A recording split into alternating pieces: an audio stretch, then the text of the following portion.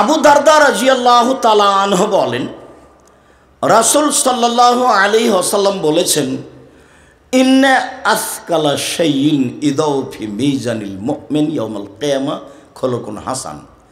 বিচারের মাঠে আদম সন্তানের, মুসলিম পুরুষ নারীর নেকির পাল্লায় সবচেয়ে যেটা ভারী নেকি রাখা হবে সেটা সদাচরণের নেকি। এই কথা মুহাম্মদ সাল্লাল্লাহু আলাইহি ওয়াসাল্লাম বলেন। ওটা ইসিম তাফজিল ব্যবহার করা আছে, সবাই বুঝতে পারবো না।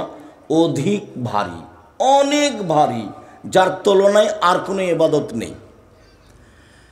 এখানে আরেকটি স্পষ্টের জন্য আরেকটা কথা বলি। আবু হুরায়রা রাদিয়াল্লাহু তাআলা আনহু বলেন, রাসূল সাল্লাল্লাহু আলাইহি সাল্লাম বলেছেন, কালিমাতানে, দুইটি বাক্য, খফিফাতান আলাল লিসানে, উচ্চারণে হালকা, টাকাও লাগে না, অজুও লাগে না। দুনিয়াতে একটা ইবাদতে টাকা লাগে, সেটা কি? হজ। দুনিয়াতে একটা ইবাদতে অজু লাগে, সেটা কি? সালাত। তো এমন ইবাদত এটা যে টাকাও লাগে না, অজুও লাগে না, উচ্চারণে সহজ। আবার হাবিবাতানে এলার রহমানে, রহমানের কাছে খুব প্রিয় বাক্য দুটা। সাকিলাতানে ফিল মিজানে, দাঁড়ি পাল্লাই ভারী, তবে সবচেয়ে ভারী নয়। সেটা কি? সুবহানাল্লাহি ওয়া বিহামদিহি সুবহানাল্লাহিল আযীম। সুবহানাল্লাহ বললে নেকি হবে, তবে ভারী নেকি নয়, নেকি হবে। আলহামদুলিল্লাহ বললে নেকি হবে, তবে ভারী নেকি নয়। সুবহানাল্লাহি ওয়া আলহামদুলিল্লাহি ওয়া লা ইলাহা ইল্লাল্লাহ আল্লাহু আকবার সবচেয়ে উত্তম তাসবিহ, এরপরেও নেকি হবে, ভারী নেকি নয়। ভারী নেকির দুইটা তাসবিহ, সুবহানাল্লাহি ওয়া বিহামদিহি সুবহানাল্লাহিল আযীম। মনে থাকবে না মনে হয়? এর কোনো বার নাই, যে যা পারে খালি নেকি লুটে নিবে, যে যা পারে। মুখখান বন্ধ থাকে মানুষের, শয়তানি কথা দিয়ে ভরা আছে মুখ, বদনামার গিবাত দিয়ে। আমি বলেছি মানুষের জীবনে 4টা কাজ জরুরি। এই বাচ্চা, এক মধ্যখানে বাচ্চাগুলি হাঁটছে কি করে? তোমরা ছেলেরা ওখানে মুখের উপরে কি করো? 1 5 ওয়াক্ত সালাত, 2 হালাল রুজি, 3 কোরআন তেলাওয়াত, অন্তত সূরা ইখলাস 24 ঘন্টায় 3 বার পড়ে, একবার 3 বার পড়ে বলবেন, এ দেখেন আল্লাহ, এই যে কোরআন মাজিদ পড়লাম। অন্তত আল্লাহকে বলে রাখেন যে আমি প্রতিদিন কি করি? কোরআন মাজিদ পড়ি। আপনি কোরআন মাজিদ খুলে 2 4 5 পৃষ্ঠা পড়েন, ভালো কথা। যদি সময় না মিলে অন্তত প্রত্যেক দিন আপনি কোরআন মাজিদ পড়ছেন, এটা প্রমাণ করার জন্য কি করবেন? সহজ পথ, সূরা ইখলাস 3 বার পড়েন, একবার কোরআন মাজিদ পড়ার সমান নেকি হয়ে গেছে। একবার সমান 10 পারা, একবার সমান 10 পারা, একবার সমান 10 পারা, 3 বার সমান 30 পারা। এই কথা তো আর আমি বলিনি, এ কথা মুহাম্মদ সাল্লাল্লাহু আলাইহি ওয়াসাল্লাম বলেছেন। তো 3 হলো কোরআন তেলাওয়াত, 4 হলো আড্ডা পিটবেন না। বসে 2 জন বসে আছে, আপনি ওখানে গিয়ে গল্প করবেন না। আড্ডা পিটা চিরদিনের জন্য হারাম। দোকানে বসে এশার সালাত আদায় করে দোকানে বসে গল্প করবেন, টিভিতে ল্যাংটা মেয়ে নাচছে, মাথায় টুপিতে বসে থাকবেন, এইটা কি ভালো আচরণ হলো? আপনাকে যদি আমি নিজেকে বলি যে আপনাকে কেমন লাগে, তো আপনি বলবেন যে ভালো লাগে না, খারাপ লাগছে। তাহলে সবাই আপনাকে ঘৃণা করে, যারা আপনার পাশে বসে আছে তারাও ঘৃণা করে। এটা হলো নোংরা চরিত্র। বাসায় কারফিউ জারি থাকবে, প্রেসিডেন্ট আইয়ুবের মার্শাল্লাহ জারি থাকবে, 10টার পরে বাসা থেকে জেগে থাকবে না, ঘুমিয়ে যাবে, রাত 3টায় উঠবে। আল্লাহকে কিছু বলতে হলে ব্যবসা হোক, বাণিজ্য হোক, জমি হোক, জায়গা হোক, চাষ হোক, আবাদ হোক, গরু হোক, ছাগল হোক, ছেলে হোক, মেয়ে হোক, যা প্রয়োজন মানুষ হিসাবে, সব চাওয়ার স্থান হলো রাত, সময় হলো রাত, ওখানে নিয়ে যেতে হবে একবারে, যে কোনো মূল্যে। রাত 10টায় ঘুমাতেই হবে। একরাহুল কালামা বাদাল ইশায়ে ওয়া ইয়াকরাহুন নাওমা কাবলাল ইশায়ে। আল্লাহর নবী এশার সালাতের পরে কথা বলা ঘৃণা করতেন, আর এশার সালাতের পূর্বে ঘুমিয়ে যাওয়া ঘৃণা করতেন। বুখারী মুসলিম। আল্লাহ রাসূলের আদাত এবং কথা, জরুরি প্রয়োজন ছাড়া রাতে গল্প চলবে না, ঘুমিয়ে যেতে হবে। 10টায় ঘুমিয়ে যাবেন, 3টায় উঠবেন, কয় ঘন্টা হলো? 5 ঘন্টা, স্বাভাবিক। আপনি, আপনার স্ত্রী, সবাই পরিবারের উপরে আপনি শক্ত হবেন। বলছিলাম সম্মানিত দিনী ভাই বোন, সুবহানাল্লাহি ওয়া বিহামদিহি সুবহানাল্লাহিল আযীম বললে ভারী নেকি হবে, তবে সবচেয়ে ভারী নয়। সবচেয়ে ভারী কি? সদাচরণের নেকি। নেকির পাল্লাই মনে রাখা ভালো হবে যে হিন্দুদের পাপ নেকি ওজন হবে না। কেন? ওদের নেকি নেই। ইহুদিদের পাপ নেকি ওজন হবে না। কেন? ইহুদিদের নেকি নেই। খ্রিস্টানদের পাপ নেকি ওজন হবে না। কেন? তাদের নেকি নেই। কাদিয়ানি, শিয়া, এরকম ভ্রান্ত আকীদার মানুষের পাপ নেকি ওজন হবে না। কেন? তাদের নেকি মিটে গেছে। ওজন হওয়ার জন্য 2টা পাল্লা লাগবে, 2টা লাগবে। আর আল্লাহ বহু জায়গাতে বলেছেন কোরআন মাজিদে যে মানুষের পাপ নেকি ওজন হবে। ফাম্মা মান সাকুলাত মাওয়াজিনুহু ফাহুয়া ফি ঈশাতির রাদিয়া। বিচারের মাঠে যার নেকির পাল্লা ভারী হবে, তার থাকার জায়গা হবে অতীব সুখ স্বাচ্ছন্দ্যময়, জান্নাতুল মাওয়া। ওয়া আম্মা মান খাফফাত মাওয়াজিনুহু ফাউম্মুহু হাবিয়া। আর যার নেকির পাল্লা হালকা হবে, তার থাকার জায়গা হবে অতীব গভীর গহ্বর হাবিয়া। ওমাদ্রাকা মাহিয়া। মুহাম্মদ সাল্লাল্লাহু আলাইহি সাল্লাম, আপনি কি বলতে পারেন হাবিয়া নামক জাহান্নামটি কি? আপনার কি এই জাহান্নামের পরিচয় জানা আছে? আমি বলি নারুন হামিয়া, তা হলো জ্বলন্ত উত্তপ্ত আগুন। জাহান্নাম বলতে কিন্তু আগুনকে বুঝায়। একটা টুকরা হলো জাহান্নাম, আগুনের টুকরা, বাস এটাই জাহান্নাম। তো মানুষের পাপ নেকি ওজন হবে, অত্র আয়াতে প্রমাণ হয়। তো সবচেয়ে ভারী নেকি হলো সদাচরণের নেকি। 1 মিনিট সামাজিকভাবে একটু বোঝাই সদাচরণ কি জিনিস। আপনি একটা অটোতে বসে আছেন, আমি গিয়ে অটোতে উঠেছি, যেমনই উঠেছি তেমনই ছেলেটা টান দিয়েছে, আমি আপনার মুখের উপরে গিয়ে পড়ে গেছি, বস্তাটা আপনার মুখের সাথে ধাক্কা খেয়ে গেছে। তো আপনি বলছেন বসেন বসেন বসেন, কোনো সমস্যা নেই, বসেন। এটা একটা আচরণ। আবার আপনি বলছেন চোখ নাই, কপালে চোখ নাই, হিসাব করে গাড়িতে উঠতে পারেন না, হিসাব থাকে না, এটা একটা আচরণ। এবার আপনি বলেন কোনটা ভালো? আগেরটা ভালো। আবার মানুষে বলে এটা ছেলেটা খুব ভালো, ছেলেটার চালচলন খুব ভালো, তাই না? হ্যাঁ আসলেই চাচা ছেলেটা খুব ভালো, চালচলন খুব ভালো। ওই ছেলের কথা বলছিস, দুনিয়ার বদ শয়তান, ওর 2 মুখ, 2 মুখের কথা বাদ দাও তো, বদের গোড়া। এই দেখেন, মানুষের চালচলন বুঝে, মানুষের চালচলন বুঝে, এরই নাম ভালো আচরণ। চলেন এবার কোরআন এবং হাদিস পেশ করি কিভাবে রাসূল সাল্লাল্লাহু আলাইহি ওয়াসাল্লাম দেখালেন যে সদাচরণ সবচেয়ে ভারী নেকির ইবাদত। এটা হলো প্রথম হাদিস। সবচেয়ে ভারী নেকির ইবাদত বলেন তো কি? সদাচরণ। মনে থাকবে না মনে হয়? সবচেয়ে ভারী নেকি। এই তুলনায় ইবাদতের জগতে আর কোনো ইবাদত নেই। তবে ভারী নেকির 2টা তাসবিহ আছে, মনে থাকবে না? সুবহানাল্লাহি ওয়া বিহামদিহি সুবহানাল্লাহিল আযীম।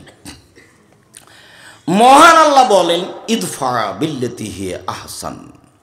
মুহাম্মদ সাল্লাল্লাহু আলাইহি সাল্লাম, আপনি যখন মানুষের সাথে কথা বলবেন, মানুষের যখন কথার উত্তর দিবেন, তখন ও যা বলেছে আপনি তার চেয়ে সুন্দর বলবেন। এটা হলো সদাচরণ। আজ থেকে নিয়ে চিরদিনের জন্য মুখ বন্ধ থাকবে, আপনার মুখই বন্ধ রাখতে হবে। উকবা ইবনে আমের বলছেন মান্না যা, আল্লাহর নবী জাহান্নাম থেকে বাঁচার পথ কি, কিভাবে জাহান্নাম থেকে বাঁচবো? তখন আল্লাহ রাসূল বলছে আল্লাহনে সালাক, মুখখান বন্ধ করো, জাহান্নাম থেকে বেঁচে যাওয়া। মুখ বন্ধ রাখো, জাহান্নাম থেকে বেঁচে যাওয়া। আর 2, জরুরি প্রয়োজন ছাড়া বাড়ির বাইরে যাবা না, জাহান্নাম থেকে বেঁচে যাবা। আর পাপের জন্য কাঁদবা, পাপ হয়েছে রাতে উঠে কান্নাকাটি করবা, জান্নাতে চলে যাবা। এই ছেলে, তুমি এত ব্যস্ত হচ্ছ কেন এখানে?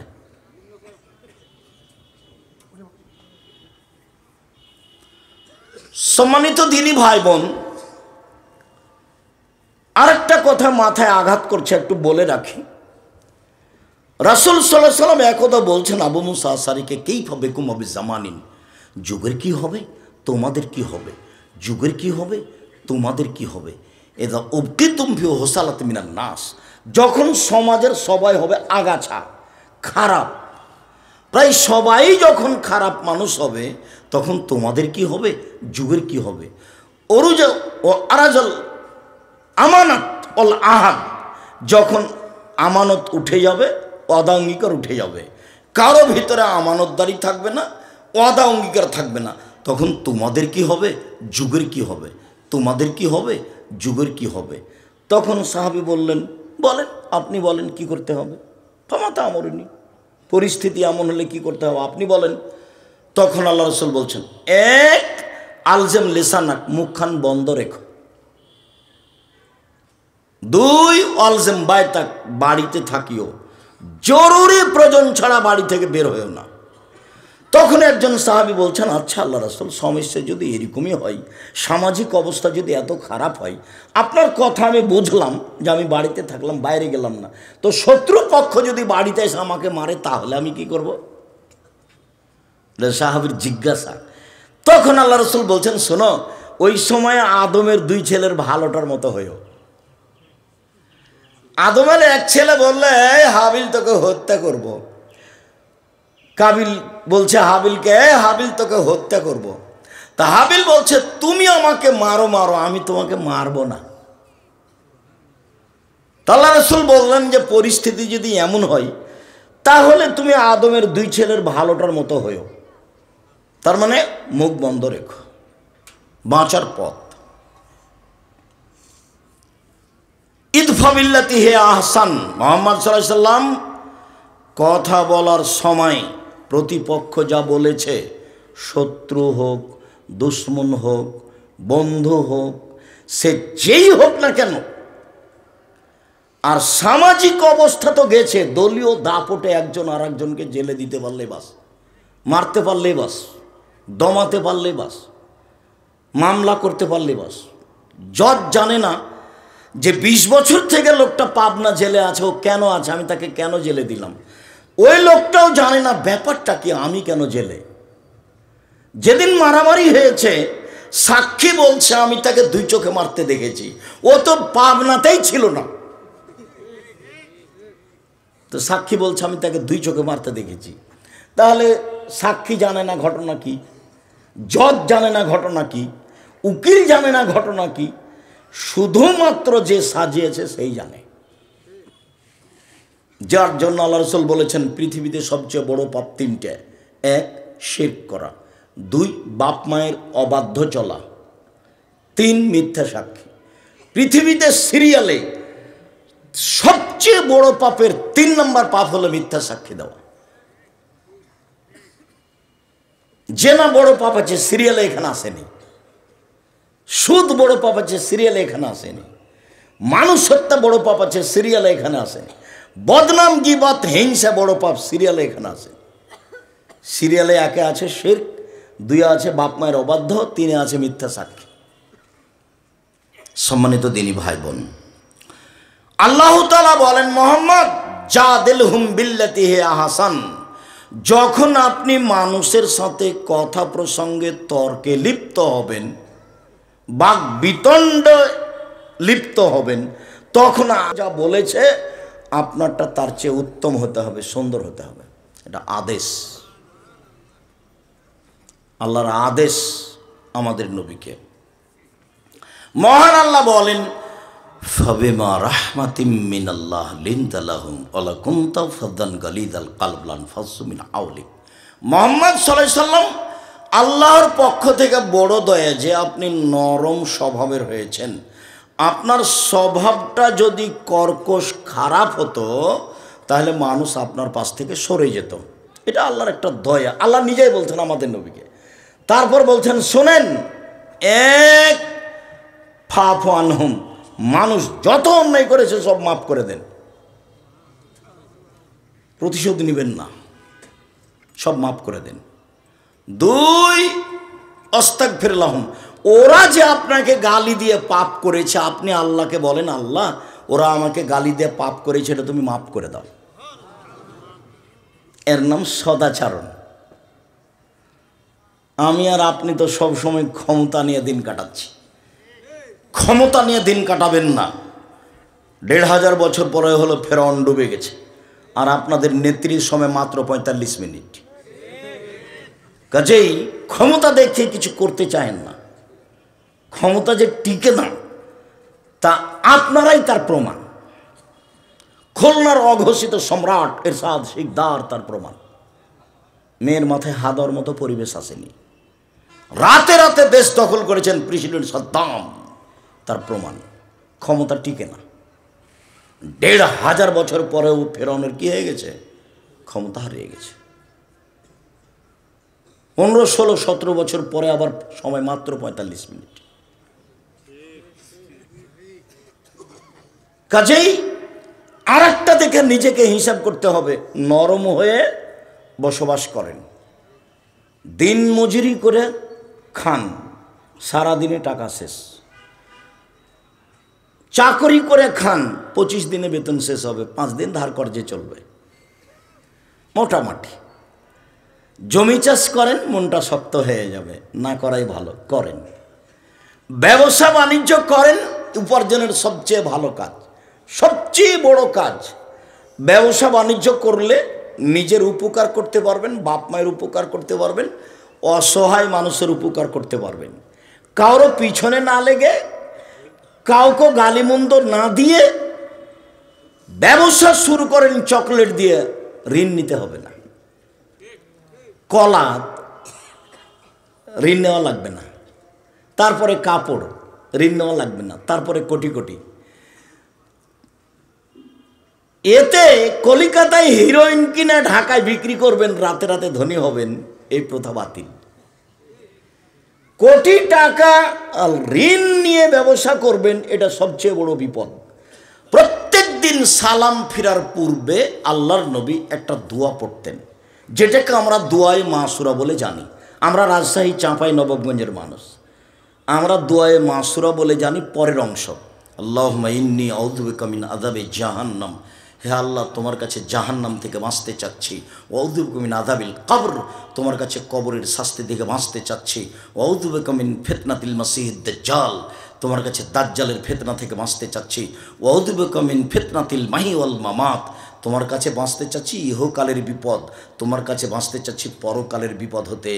ওয়াউযু বিকা মিনাল মাসামি ওয়াল মাগরাম, তোমার কাছে বাঁচতে চাই ঋণ কর্জ হতে, তোমার কাছে বাঁচতে চাই বড় পাপ হতে, তোমার কাছে বাঁচতে চাই ঋণ কর্জ হতে, তোমার কাছে বাঁচতে চাই বড় পাপ হতে। জানা যায় হবে না, জান্নাত তো বহুদূরের কথা। ব্যাংকে চাকরি করলে লোন নিয়ে বাড়ি করতে হবে, বইয়ের পাল্লাতে পড়েছেন, মাথায় কিছু আছে? কে আপনাকে বুদ্ধি দিল? বন্ধু বান্ধব ভুল করেছে। ২৪ ঘন্টার মধ্যে লোন থেকে খালি হতে হবে, জানা যায় হবে না, জান্নাত পরে। জানাজা হচ্ছে যে আহারে তো ক্ষমতার বলে হচ্ছে। হুজুর তো জানাজা, আমাকে দিয়ে জানাজা করান তো দেখি কেমনে হয়। ওটা আমি মাথাতে নিয়ে আসবো না, এমন কোনো হিসাব আমার মাথাতে কোনো দিন জাগেনি। কারো কথাতে চলতে হবে এরকম পরিবেশ আল্লাহ আমার কাছে নিয়ে আসেনি। আমি ৯০ সাল থেকে মাঠে আছি, ওরকম পরিবেশই আসেনি আমার কাছে। আমি আপনার মসজিদে খুতবা দিই, আপনি আমাকে ৫,০০০, ১০,০০০ টাকা দেন। আপনি আমার মসজিদে খুতবা দিলে আপনাকে আমি ১৫,০০০ টাকা দিব। আল্লাহ ব্যবস্থা করে দিয়েছেন ইনশাআল্লাহ। কাজে আপনারটাকে হিসাব করে আমাকে দুর্বল হয়ে চলতে হবে, এরকম পরিস্থিতি আল্লাহ আমাকে 1 মিনিটের জন্য করেনি, নিয়ে যায়নি ওটাই।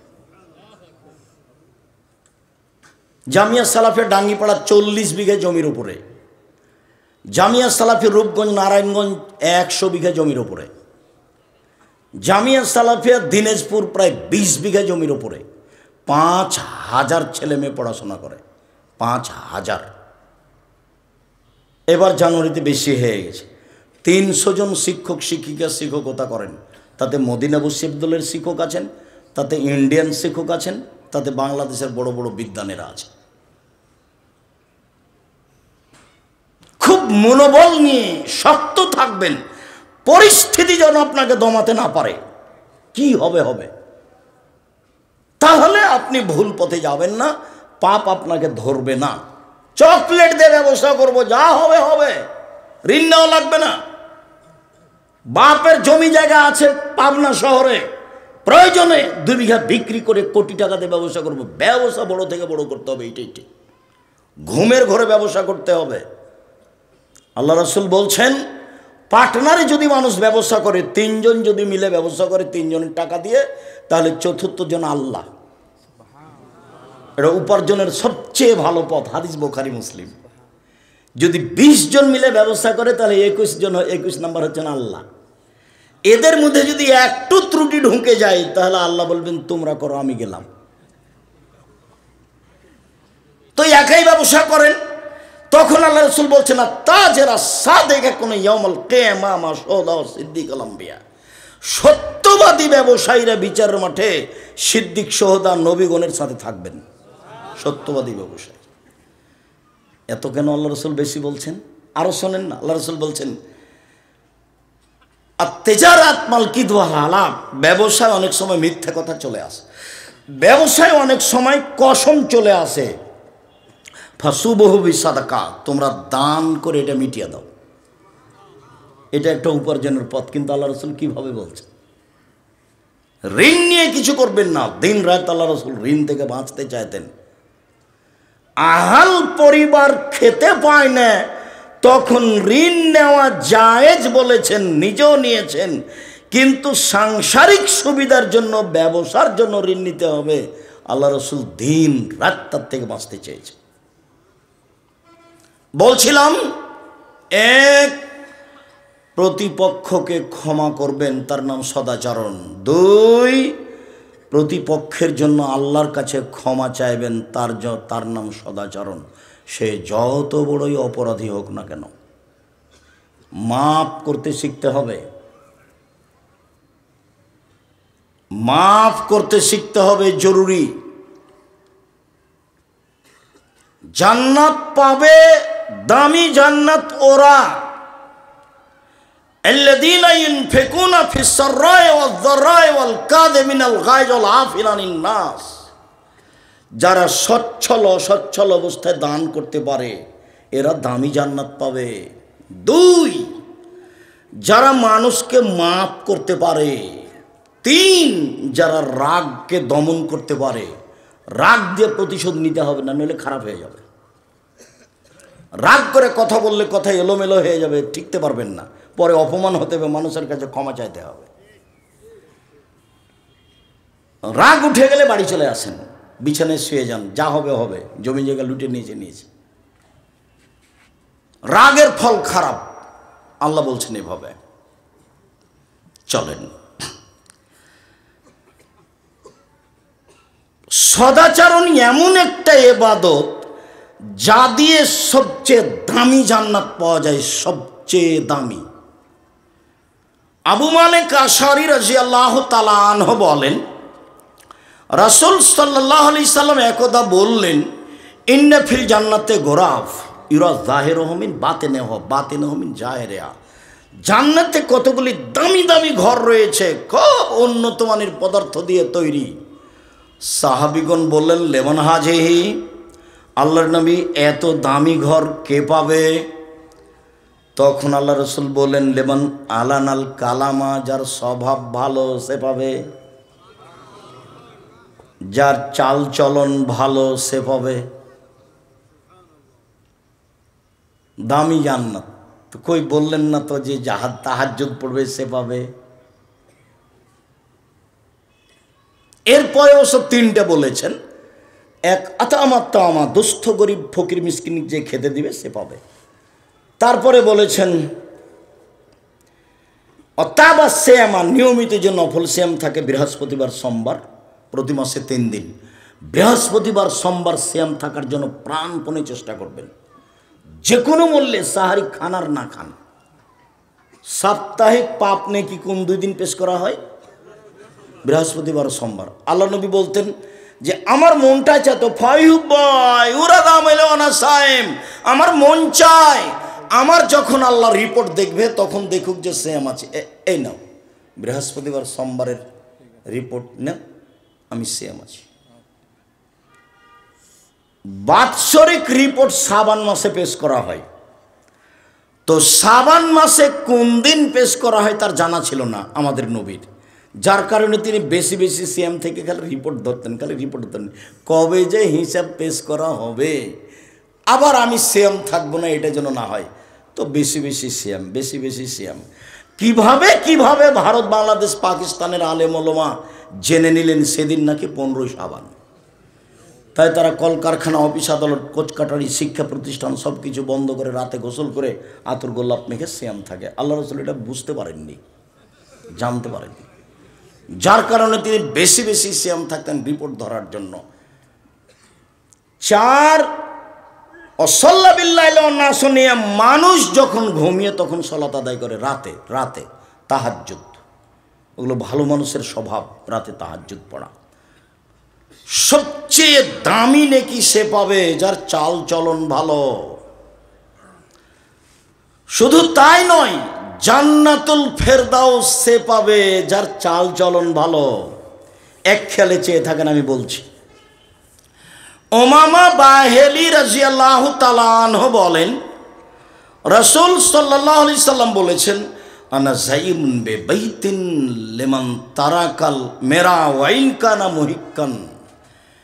সত্য হলেও কেউ যদি তর্ক না করে, তর্ক ছেড়ে দেয়, আমি মুহাম্মদ সাল্লাল্লাহু আলাইহি সাল্লাম তাকে জান্নাতে একটা ঘর নিয়ে দেব। তর্ক। আব্দুর রাজ্জাক সাহেব এটা বলেছেন, আরে না এটা বলেছেন, আসসালামু আলাইকুম, গেলাম ভাইজান, আপনি থাকেন, আমি তর্ক করতে রাজি নই। এই লোককে আল্লাহর নবী একটা জান্নাতে ঘর নিয়ে দিবেন বলে তিনি দাবি জানিয়েছেন, স্বীকৃতি দিয়ে গেছে। ওবে বাইতিন ফি রাবাদিল জান্নাহ লিমান তারাকাল কিযবা ওয়াইন কানা মাজে। কেউ যদি মজাক করে হলেও মিথ্যে না বলে, আমি মুহাম্মদ সাল্লাল্লাহু আলাইহি সাল্লাম তাকে জান্নাতে একটা ঘর নিয়ে দিব। মজাক করে হলেও মিথ্যা বলা হবে না। মজাক করে বাপ মা ছেলে মেয়েকে ভয় দেখায়, চুপ থাকো জুজু বুড়ি আছে, এ আসলো, চুপ থাকো, এগুলো বলা হবে না। অন্য কথা বলেন, আব্বু আসো এই জন্য আব্বু আসো, মায়ে ডাকছে, কিছুই নাই হাতে, এটা নিষেধ, এটা প্রতারণা, ধোকা। 3 ও আলাল জান্নাতে লিমান হাসানা খলকাহ। পৃথিবীর মানুষ শোনে রেখো, আমি জান্নাতুল ফেরদাউস নিয়ে যাব সেই লোককে যে তার চাল চলনকে ভালো করলো, যার স্বভাব ভালো, আমি মুহাম্মদ সাল্লাল্লাহু আলাইহি সাল্লাম তাকে জান্নাতুল ফেরদাউস নিয়ে দেব। পৃথিবীতে এমন কোনো ইবাদত নেই যেটা দিয়ে জান্নাতুল ফেরদাউস পাওয়া যেতে পারে সরাসরি, এরকম কোনো আমল নেই দুনিয়াতে, সদাচরণ ছাড়া। সদাচরণ কি জিনিস? ভালো কথা ভালো কর্ম। আজকের পরে জিন্দেগিতে কোনো দিন জোর করে কিছু করার চেষ্টা করবেন না, কাউকে খাটো করবেন না। কই মানুষ তো বদনাম করে, মানুষ আমাকে সময়ে সময়ে ধুয়ে ছেড়ে দেয়, আমি 90 সাল থেকে নিয়ে এখন পর্যন্ত ওর নামটাই নিনি। যখন কেউ খুব গালি দেয়, দিতে যখন কথা বন্ধ করে, তখন আবার আমি রিং দিয়ে বলি যে ভাইজান আপনার মোবাইলে মনে হয় টাকা শেষ হয়ে গেছে। গালি মনে হয় এখনো শেষ হয়নি, আপনি স্বাদ মিটিয়ে গালি দিয়ে নেন, যেভাবে আপনাকে ভালো লাগে। কোনো দিন আমি তার প্রত্যুত্তর দেওয়া প্রয়োজন মনে করিনি। ফেসবুকে সময়ে সময়ে আমাকে একবার ধুইয়ে দিয়েছে, আমি তার নামটাই নিইনি, নামই নি নে। খুব বিরক্ত হয়ে একবার বলেছিলাম যে আপনাকে তো আমি মানুষই মনে করি না, তো আমি কি বা হাসে বসবো। খালি যখন তখন বলে আসেন বাসে বসেন, আসেন এখানে, এই বলতে থাকে বলতে থাকে বলতে থাকে। তো একদিন বলেছি ভাইজান আপনাকে তো আমি মানুষই মনে করি না, আমি কি দিয়ে আপনার সাথে বসবো। প্রতিশোধ নিয়ে জীবনে করো, প্রয়োজন নেই। প্রতিশোধ নিয়ে মানুষকে দমিয়ে, ক্ষমতা দেখিয়ে, দাপট দেখিয়ে, জেল হাজতে দিয়ে, অপমান করে কিছু করা যায় এই হিসাব ভুল। নরম হন, মানুষে ভালোবাসবে, আল্লাহ ভালোবাসবেন, জান্নাত পাওয়া যাবে। তার নাম ভালো চালচলন, তার নাম জান্নাতুল ফেরদাউস। মনে রাখবেন, পৃথিবীতে এমন কোনো ইবাদত নেই যার বিনিময় জান্নাতুল ফেরদাউস সদাচরণ ছাড়া।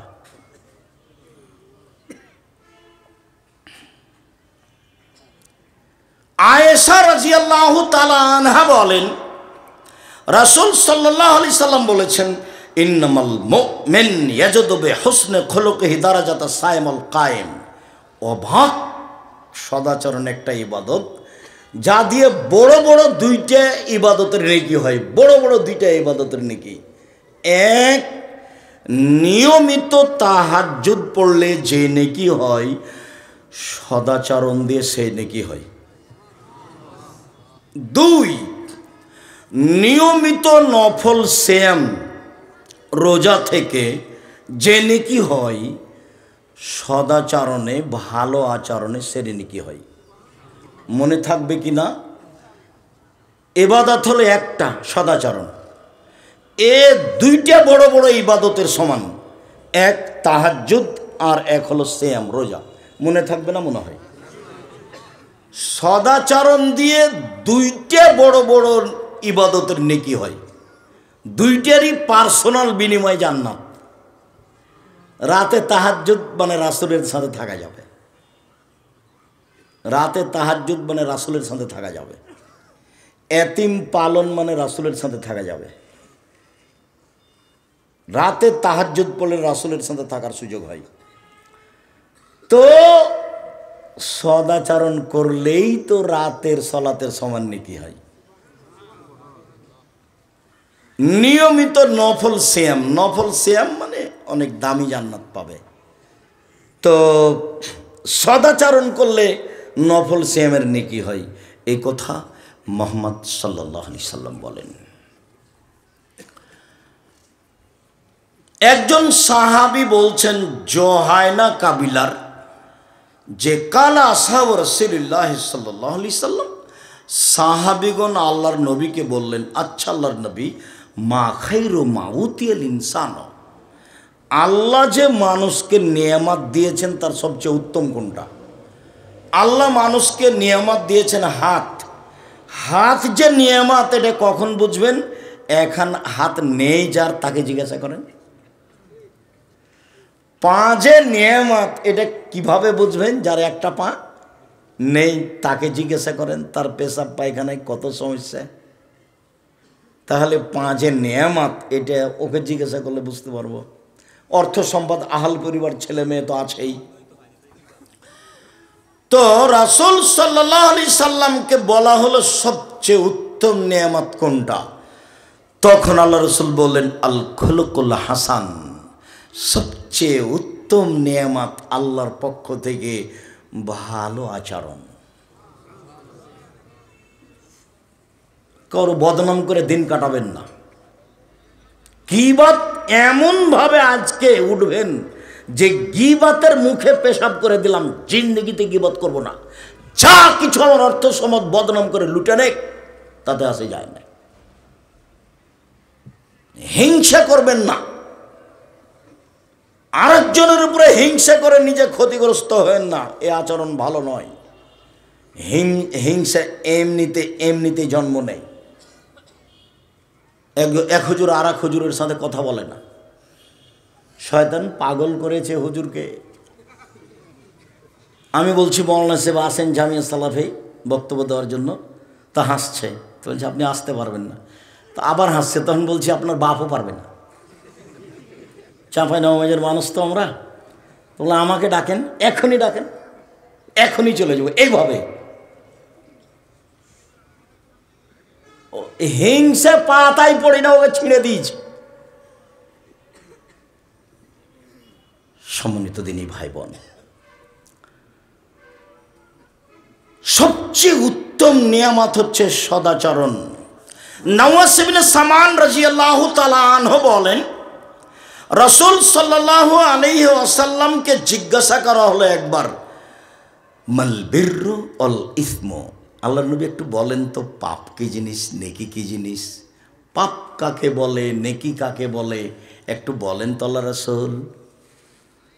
তো আল্লাহ রাসূল বলছেন, আল বিররু হুসনুল খুলুক, নেকি হলো ভালো আচরণ। নেন এবার আল্লাহ রাসূল বলবেন, নেকি হলো কোরআন তেলাওয়াত। কোরআন তেলাওয়াতে তো নেকি হয়।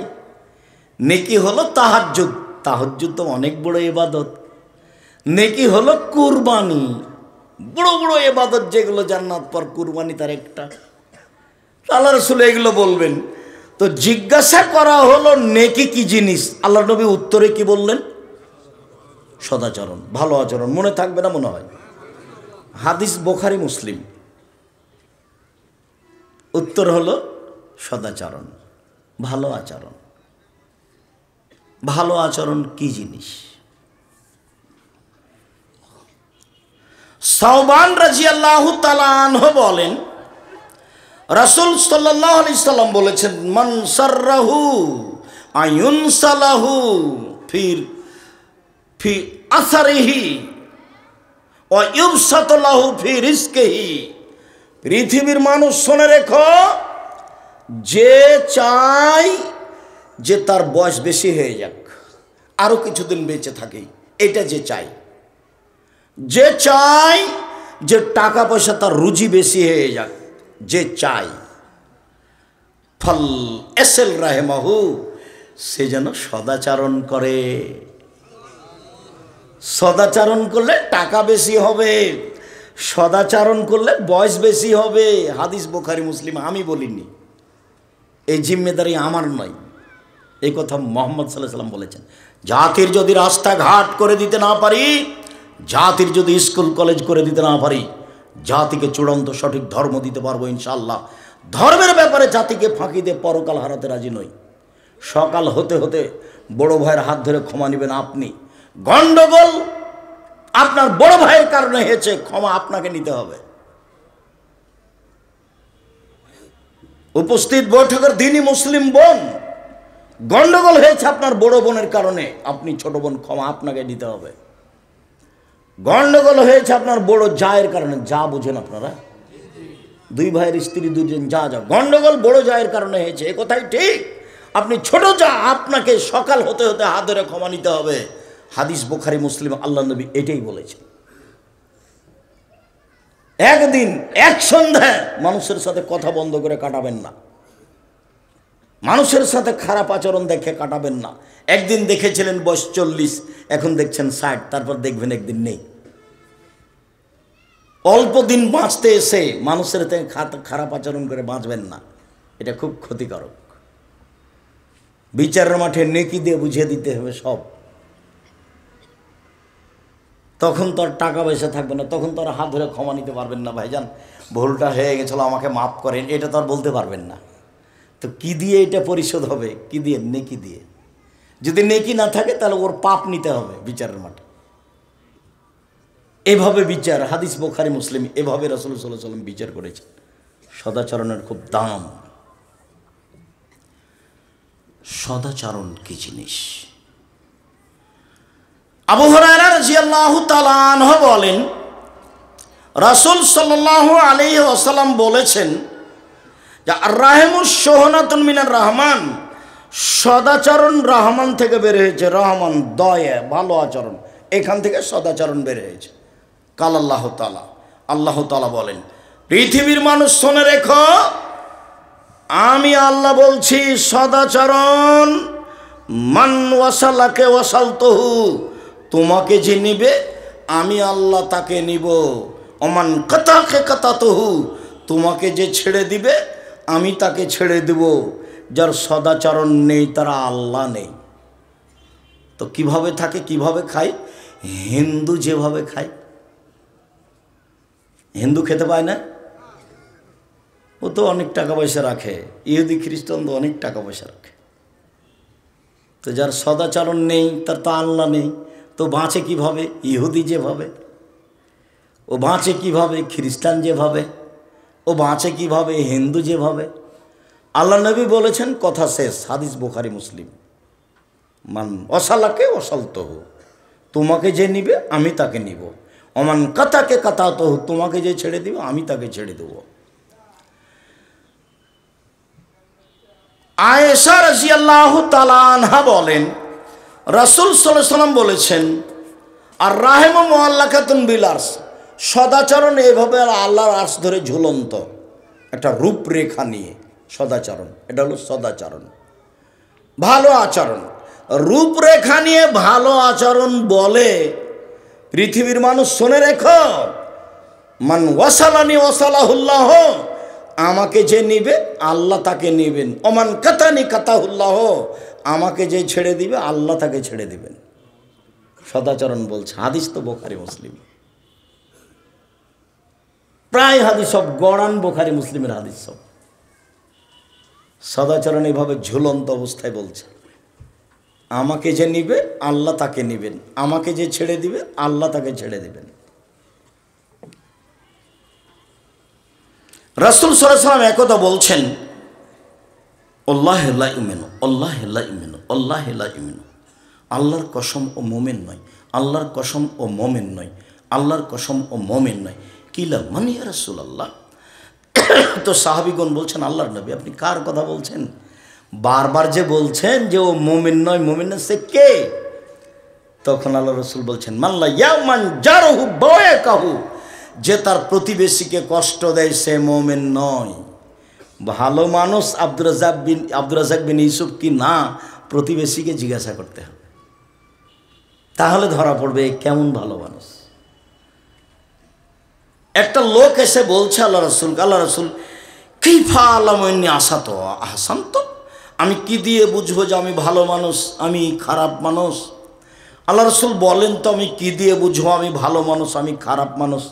তখন আল্লাহ রাসূল বলছেন, এজা সামাইতা মিন জিরানাকা ইয়াকুলান আনতা আহসানতা ফাকাদ আহসানতা, যখন তোমার প্রতিবেশী বলবে তুমি ভালো তখন তুমি ভালো। ওয়াইজা সামাইতা মিন আনতা আসাতা ফাকাদ আসাতা, যখন তুমি প্রতিবেশী থেকে শুনবে তুমি খারাপ তখন তুমি খারাপ।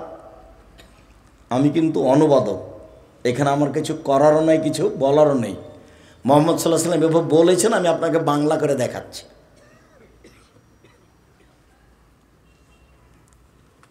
একজন সাহাবী রাসূলকে এসে বলছেন, আল্লাহ রাসূল ইন্না ফুলানাতান তুযকারু মিন কাসরাতে সলাতে হসামে হাসাদাকাতেহা গায়রান্নাহ তুজি জিরানাহা বিলিসানিহা। আল্লাহর নবী, একটা মহিলা বেশি বেশি সলাত আদায় করে সবাই বলছে, বেশি বেশি সিয়াম পালন করে সবাই বলছে, বেশি বেশি দান খায়রাত করে সবাই বলছে।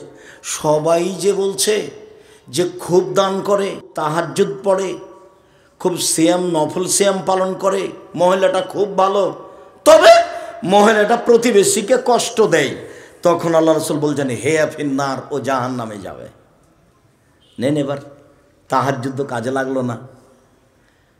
আপনি যে বিশ্বাস করেন না, আমি যে বলি যে 3 শ্রেণীর মানুষ জান্নাতে যাবে না, তার 1 শ্রেণীর মানুষ হচ্ছে রাজলাতু মিনান নিসায়ে, পুরুষের বেশধারী নারী, যারা পুরুষের জুতা স্যান্ডেল পরে, যারা পুরুষের শার্ট প্যান্ট পরে, যারা পুরুষের পোশাক পরে, গেঞ্জি গায়ে দিয়ে চলে, স্কিন পায়জামা পরে, এরা জান্নাতে যাবে না। 1450 বছর পূর্বের ঘোষণা। 2 অধ্যায়ুস এল্লাযী কুরফি আলাল খাবাসা, যে তার বাড়িতে বেহাইয়ের সুযোগ দিয়েছে। এই মেয়ে যার, এই মহিলা যে স্বামীর, ও কাপুরুষ স্বামী কিভাবে দিন কাটায়, ও তো কিছু বুঝে না, এমনিতেই পিতা। ওর মা তো কিছু বুঝে না, এমনিতেই মা। ওর বাপে বিবাহ দিয়েছে, স্বামীর কাছে গেছে, তাই বাচ্চা হয়েছে, সেই জন্য ও মা। মা কাকে বলে তার তো কোনোদিন হিসাব নেই।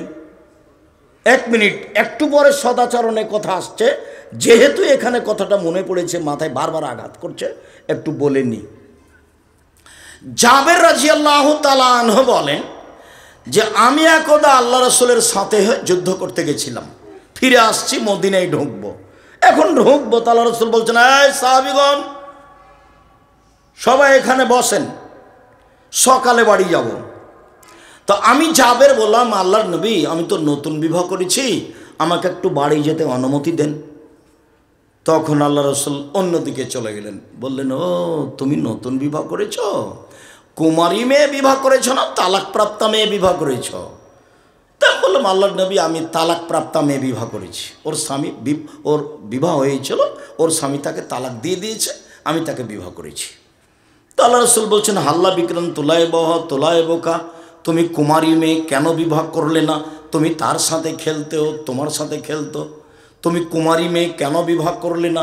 তুমি তার সাথে খেলতেও, তোমার সাথে খেলতো।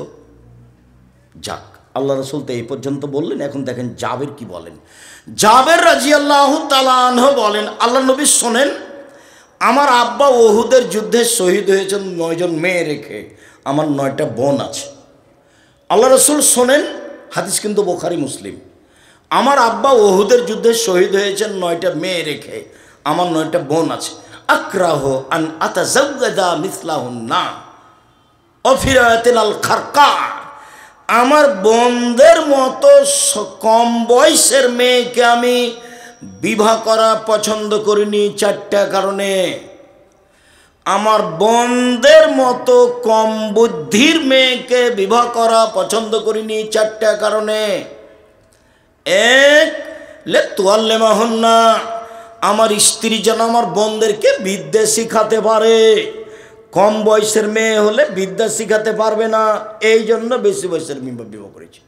2, বলে তুয়াদ্দেবাহুন্না, আমার স্ত্রী যেন আমার বোনদেরকে শিষ্টাচার শিখাতে পারে। কম বয়সের মেয়ে হলে শিষ্টাচার শিখাতে পারবে না, এই জন্য বেশি বয়সের মেয়েকে বিবাহ করেছি, যাতে করে আমার 9টা বোনের শিষ্টাচার দিতে পারে। 3, বলে তুরাজ্জেলাহুন্না, আমার স্ত্রী যেন আমার বোনদের মাথার চুল চিরুনি করে কাপড় চোপড় দিয়ে সাজগোজ করে পরিপাটি করে রাখতে পারে, এই জন্য আমি বেশি বয়সের মেয়ে বিবাহ করেছি। 4, বলে তাকুমা আলাইহিন্না, আমার স্ত্রী যেন আমার বোনদেরকে পাহারা দিতে পারে। পাহারা, মা মানে পাহারাদার। আমি আপনাকে কষ্ট দিনি, এখন আপনার মেয়েটা বসে আছে, নখ বড় আছে, বলেন তো আর আপনার স্ত্রী পাহারাদার? ওই স্ত্রী আপনার মেয়েকে বলিয়েন যে আম্মু তুমি তোমার মাকে খালা বলে, সৎমা বলে ডাকো, ও সৎমা, কষ্ট নিয়েন না। আমি জানি এটা তার মা, সৎমা নয়, কিন্তু আমি কোনোদিন স্বীকৃতি দিইনি। আমি বলেছি এটা তোমার সৎমা, এটা তোমার খালা। নবী বলেছেন নবীগণের বৈশিষ্ট্য 10টি, সব নবীর খাসলাত ছিল 10টি, সব নবীর অভ্যাস ছিল 10টি, সব নবীর নিয়ম নীতি ছিল, স্বভাব ছিল 10টি। 1, মুছ কেটে ফেলা, চেঁচে ফেলা নয়। 2, দাড়ি বড় করা, চেঁচে ফেলা হারাম, ছোট করাও হারাম। চেঁচে ফেললে চোখের পাওয়ার কমে যায়, চেঁচে ফেললে স্ত্রী মিলনের ক্ষমতা কমে যায়। 3, কাসুল আজফারে, নখ কেটে ফেলা, সব নবীর বৈশিষ্ট্য ছিল নখ কেটে ফেলা। আপনার চোখের সামনে আপনার মেয়ে নখ বড় দিয়ে আছে আর নেইল পালিশ দিয়েছে।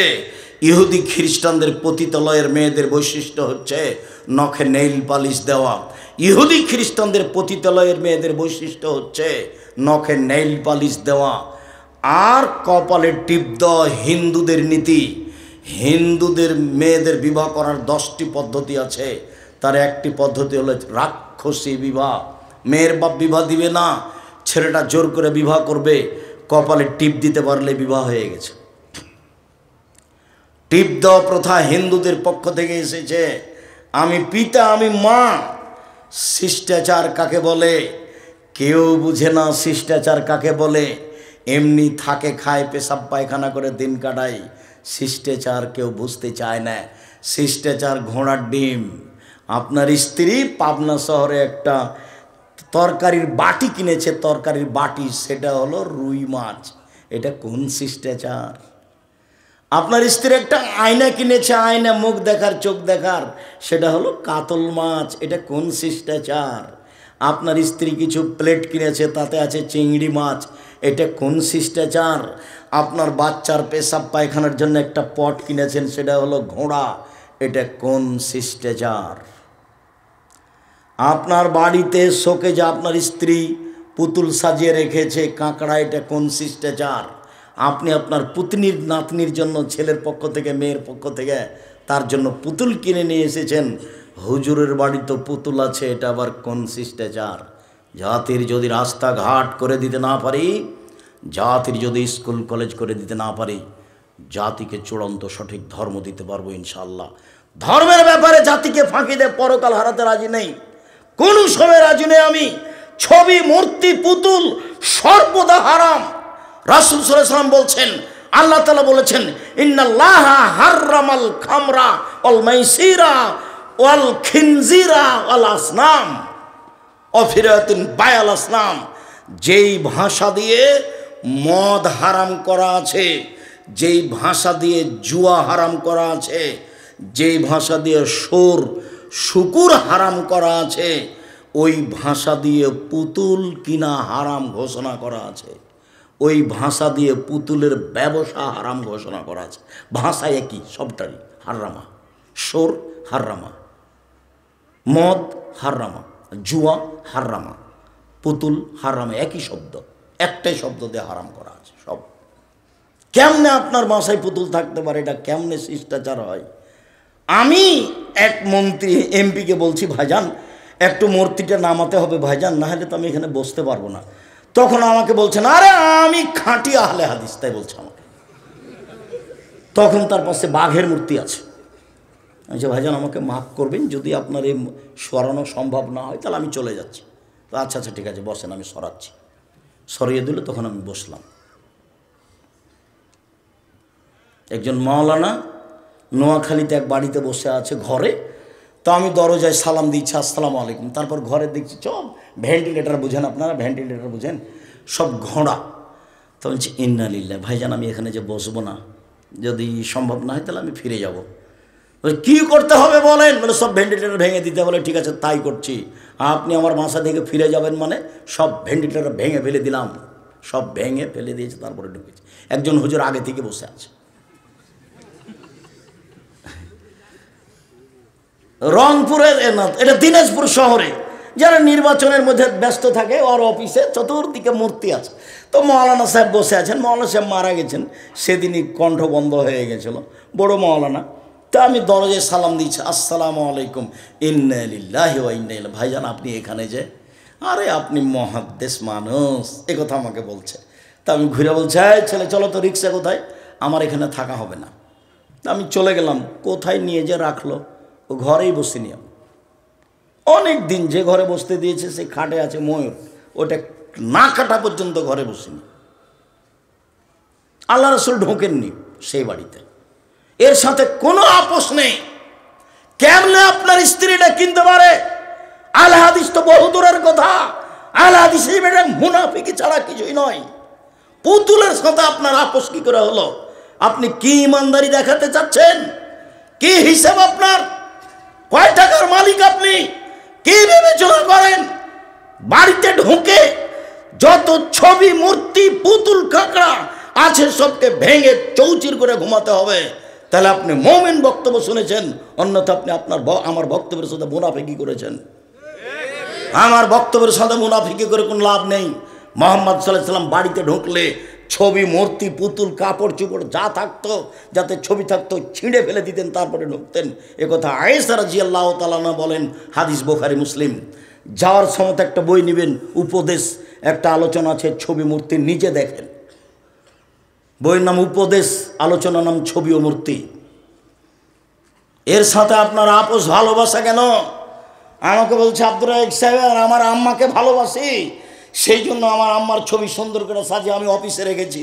আমি বলছি আপনি কুসন্তান। ইন্না লিল্লাহ, বলেন কি আপনি? জি। একই কথা। বলে ভালো সন্তান হচ্ছে ওই যে মাকে কবর দিয়ে এসে বাড়িতে ঢুকে মায়ের পাসপোর্ট সাইজের একটা ছবি ছিল তাকে টুকরা টুকরা করে ছিঁড়ে ফেলে কবরের পাশে গিয়ে কোনো দোয়া যায় না, হাত তুলে বলছে আল্লাহ আমার মাকে ক্ষমা করো। এই সবচেয়ে ভালো সন্তান। এ হলো সুসন্তান। যে মাকে ভালোবাসা দেখাচ্ছে ছবি দেওয়া হলো কুসন্তান, অশিক্ষিত সন্তান। ওকে যদি আমি বর্বর অসভ্য অশিক্ষিত প্রমাণ করতে না পারি, জাতির সামনে বক্তব্য দিব না। 30 বছর থেকে বলে এসে আজকে নতুন নয়। সম্মানিত দিনী ভাই বোন, আপনার স্ত্রী আপনার বাচ্চাটার জামার হাতখানটা ডান হাত ঢোকাবে না বাম হাত ঢোকাবে এ কথা জানা নাই। শিষ্টাচার কাকে বলে? আপনার স্ত্রী আপনার বাচ্চার কোন পায়ের জুতাটা আগে পরাবে এইটা তার জানা নাই। শিষ্টাচার কাকে বলে? আপনার স্ত্রী আপনার বাচ্চাকে দুধ খাওয়ার সময়তে বিসমিল্লাহ বলে না, এটা তার জানা নাই। শিষ্টাচার কাকে বলে? যতবার আপনার স্ত্রী বাচ্চাকে দুধ খাওয়াচ্ছে যদি আপনার স্ত্রী বিসমিল্লাহ না বলে, এ দুধ শয়তান খাবে, নিশ্চিত খাবে, অবধারিত খাবে, খাবেই খাবে। নবী বলেছেন খাবে, অতএব খাবে। আপনার স্ত্রী দরজাটা বন্ধ করে বিসমিল্লাহ বলে না, শিষ্টাচার কাকে বলে? আপনার স্ত্রী আপনার বাচ্চা যখন পানি খায় তখন বাম হাতে গিলাস ধরে থাকে, আপনার স্ত্রী বলে না ছি ছি ছি আব্বু আব্বু আব্বু, বাম হাতে শয়তান খাবে, বাম হাতে শয়তান খাবে, ডান হাতে ধরো ডান হাতে ধরো, এই কথা আপনার স্ত্রী বলে না। শিষ্টাচার কাকে বলে?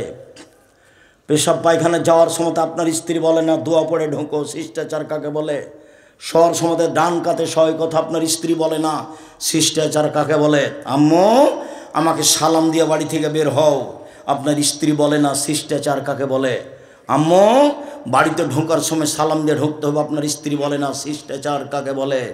শিষ্টাচার কি জিনিস? শিষ্টাচার না আমি জানি না, আমার স্ত্রী জানে। দুইজন মিলে থাকি আর খায় আর পেশাব পায়খানা করে দিন কাটাই পশু প্রাণীর মতো।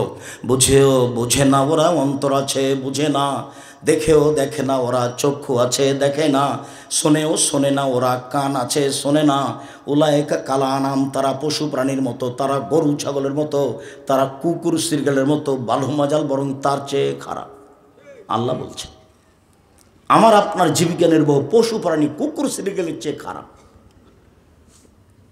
এটা তো পাবনা, রংপুর হলে বলতাম, বৃহত্তর রংপুর, বৃহত্তর দিনাজপুর, বলতাম এই ছেলে তোমার আব্বাকে যদি আমি কুকুর শৃগালের চেয়ে খারাপ প্রমাণ করতে না পারি বক্তব্য দেব না।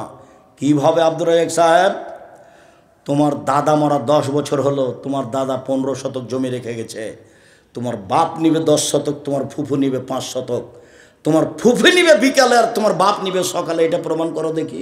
বলে না একসাথে নিবে। তো 10 বছর হলো তোমার দাদা মরা, এখন পর্যন্ত তোমার বাপ তোমার ফুফুকে জমি দেয়নি। বলো তোমার বাপ কুকুর শৃগালের চেয়ে খারাপ না ভালো? তো বলছে ঠিক বলেছে। এখন কি করতে হবে? তুমি তো বলছো ঠিক বলেছে, এখন কি করতে হবে? এখন তোমার আব্বাকে গিয়ে বলবো আব্বা ভাগ্য নিয়ে এসেছি, আব্বা ভাগ্য ছেড়ে আসেনি। ভাগ্যে যদি জমিদারি থাকে জমিদারি করে খাবো, ভাগ্যে যদি ভিক্ষা চাওয়া থাকে ভিক্ষা করে খাবো, ফুফুর জমি খেয়ে বাঁচতে রাজি নই। সকাল হতে হতে ফুফুকে ডেকে আপোষ করে জমি বুঝিয়ে দেন। পাবনাতে এই হিসাব নেই, বাপ মরার সাথে সাথে জমি ভাগ করে দেয়, থাকলে খুবই কম। চাঁপাইনবাবগঞ্জে থাকলে, আর যৌতুক তো যৌতুকের টাকা দিয়ে চাউল কিনে ভাত খেয়ে বাদাত কবুল হবে না। যৌতুকের টাকা দিয়ে চাউল কিনে ভাত খেয়ে বাদাত কবুল হবে না। ভিক্ষা করা টাকা দিয়ে চাউল কিনে ভাত খেয়ে বাদাত কবুল হবে। ভিক্ষা করতে হবে না। ভিক্ষা করবো কেন? কলা বিক্রি করে খাবো, দিন মজুরি করে খাবো। আপনারা এসে ভিক্ষার কথা বলেন কেন? আমি ভিক্ষার কথা বলিনি।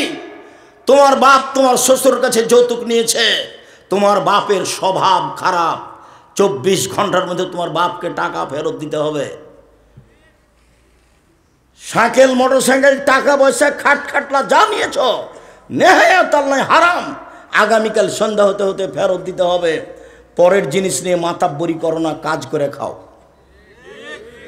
দিন গেলে বিকালবেলায় শ্বশুরকে একটা লুঙ্গি কিনে দিও, আব্বা অনেক কষ্ট করে মেয়ে মানুষ করে আমার হাতে দিয়েছেন, আপনার জন্য আমি একটা উপহার লুঙ্গি নিয়ে এসেছি, গরিব মানুষ, তোমার জন্য একটা মনে বল থাকবে।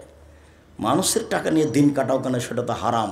বলছিলাম সম্মানিত দিনী ভাই বোন, সদাচরণ। আবু হুরায়রা রাদিয়াল্লাহু তাআলা আনহু বলেন রাসূল সাল্লাল্লাহু আলাইহি সাল্লাম বলেছেন, আল মুমিন লিল মুমিন কাল বুনিয়ান ইয়াসুদ্দু বাযুহু বাযান সুম্মা সাব্বাকা বাইনা আসহাবিহি, বুখারী মুসলিম।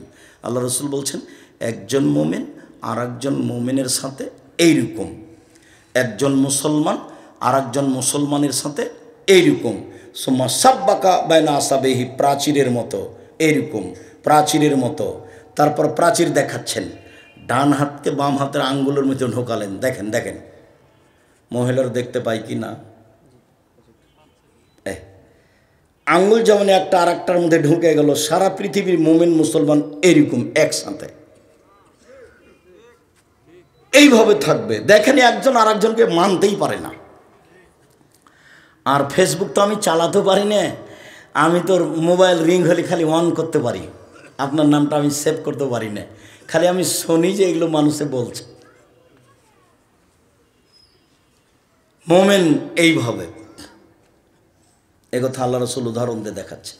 আর একটা দেখেন, আল্লাহ রসুল বলছেন আল মুমিন লিল মুমিন কারাজুলিন ওয়াহিদ, সারা পৃথিবীর মোমেন মুসলমান একজন। ইনিস্তাকা আইনহু ইস্তাকা কুল্লহু, যদি চোখে ব্যথা হয় সম্পূর্ণ শরীরের লোকটা ব্যথা বুঝে। একজন যদি বিপদে পড়ে প্রতিবেশী সব মোমেন বিপদ বুঝবে। ভাইজান কি করা লাগবে? রাত 12টায় বাড়িতে চিল্লাচিল্লি, তাড়াতাড়ি প্রতিবেশী হিসাবে উঠে, ভাইজান কি করতে হবে? অ্যাম্বুলেন্স আনতে হবে। কি হয়েছে? ডাক্তার ডাকতে যাব। এর নাম হলো প্রতিবেশী, এর নাম হলো ভাই ভাই। একেবারে একজন বিপদে পড়েছে আর একজন জানতে পেরে বলছে ঠিক হয়েছে, ঠিক হয়েছে, উচিত হয়েছে। নাউজুবিল্লাহ। আমি গরু জবাই করতে দেখেছি নিজ চোখে। তো আবার প্রতিষ্ঠানের ব্যাপার, আমি আর আগাচ্ছি না, এ পর্যন্ত থাকলাম। আমি নিজে হাতে গরু জবাই করতে দেখেছি। ইমান কবে বিক্রি হয়ে গেছে কি বুঝাতে চাচ্ছে না আমাকে। তাহাজ্জুদ পড়ে কিছু না বুঝলেও কোরআন হাদিস মোটামুটি ভালো বুঝে আলহামদুলিল্লাহ আপনাকে আমি সঠিক পথ দেখাতে পারবো। কোরআন হাদিসের ব্যাপারে এটা আমার দৃঢ়তা কাজ করে ইনশাআল্লাহ। অতএব আপনি আমার দিনী ভাই, আপনি আমার দিনী বোন, আপনাকে আমি অনুরোধ জানাচ্ছি, মুখ খারাপ করে কাউকে কিছু বলে নিয়ে দিন কাটাবেন না। আচরণ খারাপ করে কাউকে কিছু বলে নিয়ে দিন কাটাবেন না। ক্ষমতা দেখিয়ে আরেকজনের সাথে কথা বন্ধ করে দিন কাটাবেন না। দল সংগঠন করে মানুষের ভিতরে হিংসা বিদ্বেষ তৈরি করে আরেকজনকে খাটো করে অপমান করে দিন কাটাবেন না, কিছুই হবে না। দিন শেষে দেখবেন যে আপনি মারা গেছেন, সব থেকে গেছে। সব আমল এভাবেই থেকে গেল, দিন ছেড়ে চলে যেতে হলো পৃথিবী। কত লোক আমাদের চোখের সামনে চলে গেল, আপনি বিবেচনা করলে দেখবেন কত খালা ফুফু মা বোন আত্মীয় স্বজন সব চলে গেল চোখের সামনে। সবাই নিজ নিজ আচরণ রেখে চলে গেছে। এই জন্য সবাই যেন ভালো বলে কিভাবে করতে হবে, কিভাবে চলতে হবে। ছাড় না দিলে পরস্পর ভালোবাসা টিকবে না। আমার কিসের কম আছে? আমি ওর চেয়ে কী কম? বাড়ি ঘর নেই আমার, জমি জায়গা নেই আমার, তার পিছে পড়তে হবে, তার হাত ধরতে হবে, তার সাথে কথা বলতে হবে। কিসের ঠেকা বেঁধেছে? এইগুলো হলো গর্ব, এগুলো হলো অহংকার। আপনি মাটির মানুষ, বাস যেই সামনে আসবে তার কাছে ক্ষমা নেবেন, নিজে যে ক্ষমা নেবেন। মান তো উপরওয়ালা দিবে। মান কে দিবে?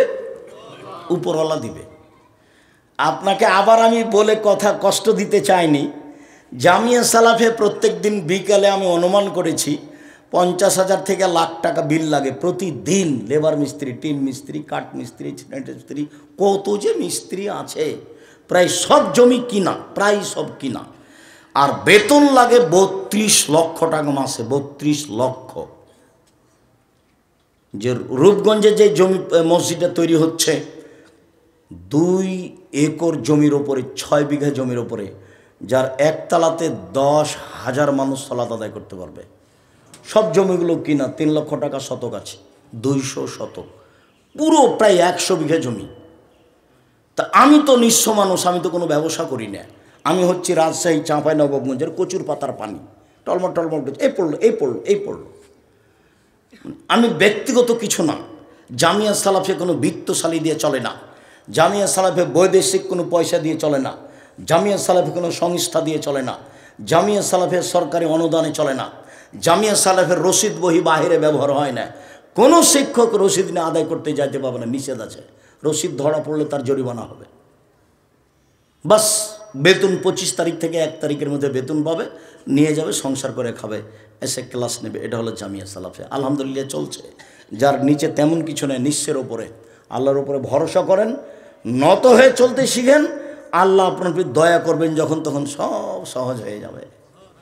অল্প পয়সাতে সুন্দর মতো জীবিকা নির্বাহ করতে পারবেন। আর ব্যবসা করলে বড় থেকে বড় ব্যবসা করার চেষ্টা করবেন, কোটি টাকার মালিক হব। অসহায় মানুষের পাশে দাঁড়ানোর জন্য, সরকারকে উঠানোর জন্য, নামানোর জন্য নয়। অসহায় মানুষের পাশে দাঁড়িয়েই জান্নাত কিনবো, এই জন্যই টাকা ইনকাম করছে, দিনরাত চিন্তা ভাবনা করছে। অসহায় মানুষের পাশে দাঁড়িয়ে জান্নাত কিনতে চাই, এই জন্যই বড় বড় ব্যবসা করি, অন্য কোনো লক্ষ্য উদ্দেশ্যে নেই। এইটা আপনার থাকলে পথ সহজ হবে, আল্লাহ সন্তুষ্ট হবেন। সম্মানিত দিনী ভাই বোন, চলেন পারিবারিক সদাচরণ। রাসূল সাল্লাল্লাহু আলাইহি সাল্লাম বলেন, মান আলা সালাসা বানাতিন, কেউ যদি কাছাকাছি চলে এসেছি, বিরক্ত হবেন না, আজকের মতো শেষ করতে যাচ্ছি। কেউ যদি 3টে ছেলে মেয়ে লালন পালন করে, 3টে মেয়ে, তো দেখেন তো মেয়ে কিভাবে লালন পালন করতে হয়। কষ্ট নিয়েন না, আপনাকে আমি ভালোবাসি। 1, আল্লামাহুন্না, মেয়েকে বিদ্যা শিখিয়ে দিল। 2, আদ্দাবাহুন্না, মেয়েকে শিষ্টাচার শিখিয়ে দিল। বলেন তো ভাইজান, শিষ্টাচার কি জিনিস? আপনি মাথায় টুপি দিয়ে আছেন, আপনার মেয়েটা স্কিন পায়জামা পরে আছে, এটা কি শিষ্টাচার? আপনার মেয়েটা মাথার চুল ছোট করে আপনার সাথে আছে, আপনি হাজি মানুষ, এটা কি শিষ্টাচার? আল্লাহ নবী বলছেন মেয়েকে শিষ্টাচার শিখিয়ে দিল। 3, আহসানা আলাইহিন্না ইলাইহিন্না, তার সাথে ভালো আচরণ করলো। কোনো সময় মেয়ের সাথে খাস্টা মেষ্টা আচরণ করবেন না, সাবধান। মেয়েকে বারবার আদর করবেন, আম্মু বলবেন, বারবার আদর করবেন। খারাপ দেখছেন, তারপরে আপনি ধৈর্যের পরিচয় দিয়ে ভালো করার চেষ্টা করবেন। দিনরাত খবর নিচ্ছেন, ঢাকা বিশ্ববিদ্যালয়ে মেয়ে পড়ে, আম্মু কেমন আছো, আম্মু কেমন আছো, আম্মু টাকা পয়সার প্রয়োজন হলে বলবে, বলছেন। হঠাৎ একদিন শুনছেন ভাতিজা বলছে, চাচা জানেন কি হয়েছে? না তো খালেদা বের হয়ে চলে গেছে, এখন বিশ্ববিদ্যালয়ে নেই। তখন আপনি বলছেন, তোকে ত্যায্যপুত্র করলাম, তোকে ত্যায্যপুত্র করলাম, তোকে ত্যায্যপুত্র করলাম। তোকে যদি পাই তাহলে যমুনা নদীতে কেটে ভাসাবো, বাপে বলছে। ত্যায্যপুত্র বললে কে মেয়ে ত্যায্যপুত্র হবে? মরলে মেয়ে জমি নিয়ে নেবে। বের হয়ে গেছে যেখানে সেখানে বিবাহ দিয়ে দেন, পথ সহজ। তাড়াতাড়ি যান, গিয়ে বলবেন চোর চান্ডাল যা হয়ে গেছে। মানিজ্যতার নদী ধরার চেষ্টা করিয়েন না। যত রাগ করে থাকবেন তত জেনা, যত রাগ করে থাকবেন তত জেনা। 10 ছেলের মা হলো ওই জেনা। এমন কোনো পথ নেই তাকে বৈধ করতে পারে। আপনাকে যেতে হবে, 2 জন সাক্ষী নিয়ে বলতে হবে ছেলেটাকে যে আমি তোমাদের বিবাহে সম্মতি জানালাম, এই যে আমার 2 জন সাক্ষী, বাস এখন সংসার ঠিক আছে। কোর্টের বিবাহ বাতিল, কোর্টের বিবাহ বাতিল, কোর্টের বিবাহ বাতিল। কোর্টে বিবাহ হওয়ার পর যদি 10টা ছেলে হয়, 10টাই ছেলে অবৈধ। বাপ মারা গেলে তার ভাই দিয়ে বিবাহ পড়াতে হবে, তার ভাই মারা গেলে তার নিজের ছেলে যেগুলো অবৈধভাবে হয়েছে তাকে মালিক করে বিবাহ পড়াতে হবে। বিবাহ পড়াতেই হবে, বুড়ি হয়ে গেলেও কোনো পথ নেই। না হলে এটা বৈধ করার কোনো পথ নেই, রাসূল সাল্লাল্লাহু আলাইহি ওয়াসাল্লাম না করেছেন। আইয়ো ইমরাতিন নাকাহাত বেগেরা ইজনে ওয়ালিহা ফানিকাহুহা বাতিল, ফানিকাহুহা বাতিল, ফানিকাহুহা বাতিল। যে কোনো মহিলা নিজে বিবাহ করলো অভিভাবক ছাড়াই, সে বিবাহ বাতিল, সে বিবাহ বাতিল, সে বিবাহ বাতিল। শোনেন, পাবনার ঘরের খবর জানা নেই, রাজশাহীর আছে, চট্টগ্রামের আছে, বরিশালের আছে। কি ঘরের খবর? রাজশাহীতে বলে বিবাহের সময়তে উকিল বাপ লাগে। তো বাপ বেঁচে থাকেন, উকিল বাপ হারাম, এটা মনে রাখবেন। উকিল বাপ চিরদিনের জন্য হারাম। আমি লজ্জা পাচ্ছি, তো আমার বড় ভাই আছে, আমার বড় ভাই উকিল হোক। জি না, আপনার কম বুদ্ধি আছে, আর আপনার বড় ভাই চৌকুস, তারপরে আপনি উকিল। আর চট্টগ্রামে বিবাহের দিন থেকে উকিল বাপই বাপ, সেদিন থেকে আসল বাপ বাতিল। উকিল বাপ তার বাড়িতে আসে, তার বাড়ি থেকে যায়, মেয়েকে নিয়ে আসে, সেদিন থেকে উকিল বাপ হয়ে। চট্টগ্রামের খবর বলছে, এবারে নগদ কত নোংরা নীতি। আমি পাবনার খবর জানা নেই, চাঁপাইনবাবগঞ্জে বিবাহের শুরু থেকে নিয়ে শেষ পর্যন্ত এমন একটা কাজ নেই যেটা যায়, সবই হারাম। শুরু থেকে নিয়ে শেষ পর্যন্ত মেয়ে দেখা থেকে নিয়ে, বিবাহ পড়া থেকে নিয়ে, অলিমা থেকে নিয়ে, ক্ষীরকাচি বরন্তা আমাটা থেকে নিয়ে যা কিছু আছে একটা জায়েজ নয়। আমার একাধিক দিনের দেখা। এক, এদিকে দেখেন, মেয়েকে বিদ্যা শিখিয়ে দিল, বাপের জিম্মেদারি। দুই, মেয়েকে শিষ্টাচার শিখিয়ে দিল, বাপের জিম্মেদারি। তিন, মেয়ের সাথে ভালো আচরণ করলো। কুন্নাল্লাহু হেজাবান মিনান নারে ইয়াউমাল কিয়ামা, সেই দিন মেয়ে বাপের জন্য জাহান্নাম থেকে অন্তরাল হয়ে যাবে। এদিকে দেখেন, জাহান্নাম থেকে অন্তরাল হয়ে যাবে। মেয়ে তিনটে দাঁড়াবে মধ্যে, ওই দিকে আছে জাহান্নাম আর এদিকে আছে বাপ। মেয়েরা আল্লাহকে বলবে, আমার আব্বাকে আগে জান্নাতে দিতে হবে, তারপরে কোনো কথা। মেয়েরা কঠিনভাবে বেঁকে যাবে বিচারের মাঠে আল্লাহর সামনে, আমার আব্বাকে জান্নাতে দিতেই হবে, তারপরে কোনো কথা। এইভাবে দাঁড়াবে মেয়েরা। ওইদিকে আছে জাহান্নাম আর এদিকে আছে মেয়ের পিতে, আর মধ্যে আছে তিনটে মেয়ে। তো একজন বলছে, আব্দুর রাজ্জাক সাহেব, একটা মেয়ে হলে কি হবে, একটা মেয়ে? তো আমি বললাম যে আপনাকে তো আমি বলেছি ভাইজান, কম ছেলে মেয়ে নেবেন না, খুব লস। একটা ছেলে একটা মেয়ে নেওয়া খুব লস। ছেলে মেয়ে যদি বেশি হয়, টাকা পয়সা বেশি হবে। কেউ ঢাকায় থাকবে, কেউ সৌদি আরব, কুয়েত, কাতারে থাকবে, টাকা ইনকাম করবে। কেউ ঢাকায় ব্যবসা, চট্টগ্রামে ব্যবসা, পাবনায় ব্যবসা করবে, টাকা পয়সার অভাব নাই। খালি ঢাকাওয়ালা ডাকবে, আম্মু এখানে আসেন, তো কালকে আসতে হবে। যে চট্টগ্রামে বলছে, আম্মু কালকে আপনি আসবেন, ওর পাবনায় থাকা হবে না। পাবনার ছেলে বলছেন, না না না না, আম্মা আমার কাছে থাকবে। দেখছেন সম্মান? একটা ছেলে দুনিয়ার বদ শয়তান। ও বলছে যে বাপ যদি না আমারে, তো মায়েরা জমি দখল করবো, তাই বলছে। এই পথে যাবেন না। ছেলে মেয়ে বেশি যদি হয়, টাকা বেশি হবে। ছেলে মেয়ে যদি বেশি হয়, তাহলে দুই একটা মারা যাবে। যেমন আপনারা নিজেরা 10-12 ভাই বোন, 3-4টা মারা গেছে, 2-3 জন মারা গেছে, 5-7 জন আছেন। এইটা বাপের মায়ের জান্নাতের যাওয়ার খুব বড় পথ এবং শক্ত পথ, শক্ত, কঠিন শক্ত পথ। মেয়েরা বাপকে জাহান্নামে যেতেই দিবে না 3 জন। তো 2 জনের ব্যাপার আল্লাহ রাসূল বলেছেন, মান আলা জারিয়াতাইনে, কেউ যদি 2টা মেয়ের লালন পালন করে, হাত্তা তাবলুগা, বড় হওয়া পর্যন্ত, বিবাহ দেওয়া পর্যন্ত, ফাহুয়া আনা ফিল জান্নাতে হাকাজা, তাহলে সেই পিতার আমি জান্নাতে এইভাবে থাকবো।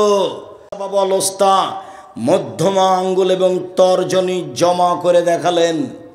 তর্জনী আর মধ্যমা যেভাবে জমা ধরে আছে, এই 2টা মেয়ের সাথে ভালো আচরণ করে যেই বাপ লালন পালন করেছে, সেই পিতার আমি মুহাম্মদ সাল্লাল্লাহু আলাইহি সাল্লাম জান্নাতে এইভাবে থাকবো। 10টা ছেলে লালন পালন করলে এক নেকি হবে না। তো আব্দুর রাজ্জাক সাহেব পড়াবো কেন? জন্ম দিয়েছেন এই জন্য। নইলে যা পাপ করবে সব আপনার, যা পাপ করবে সব আপনার। খুব শক্ত হতে হবে ছেলে মেয়ের উপরে। মেয়ে লালন পালন করেন, খালি জান্নাত, নগদ জান্নাত।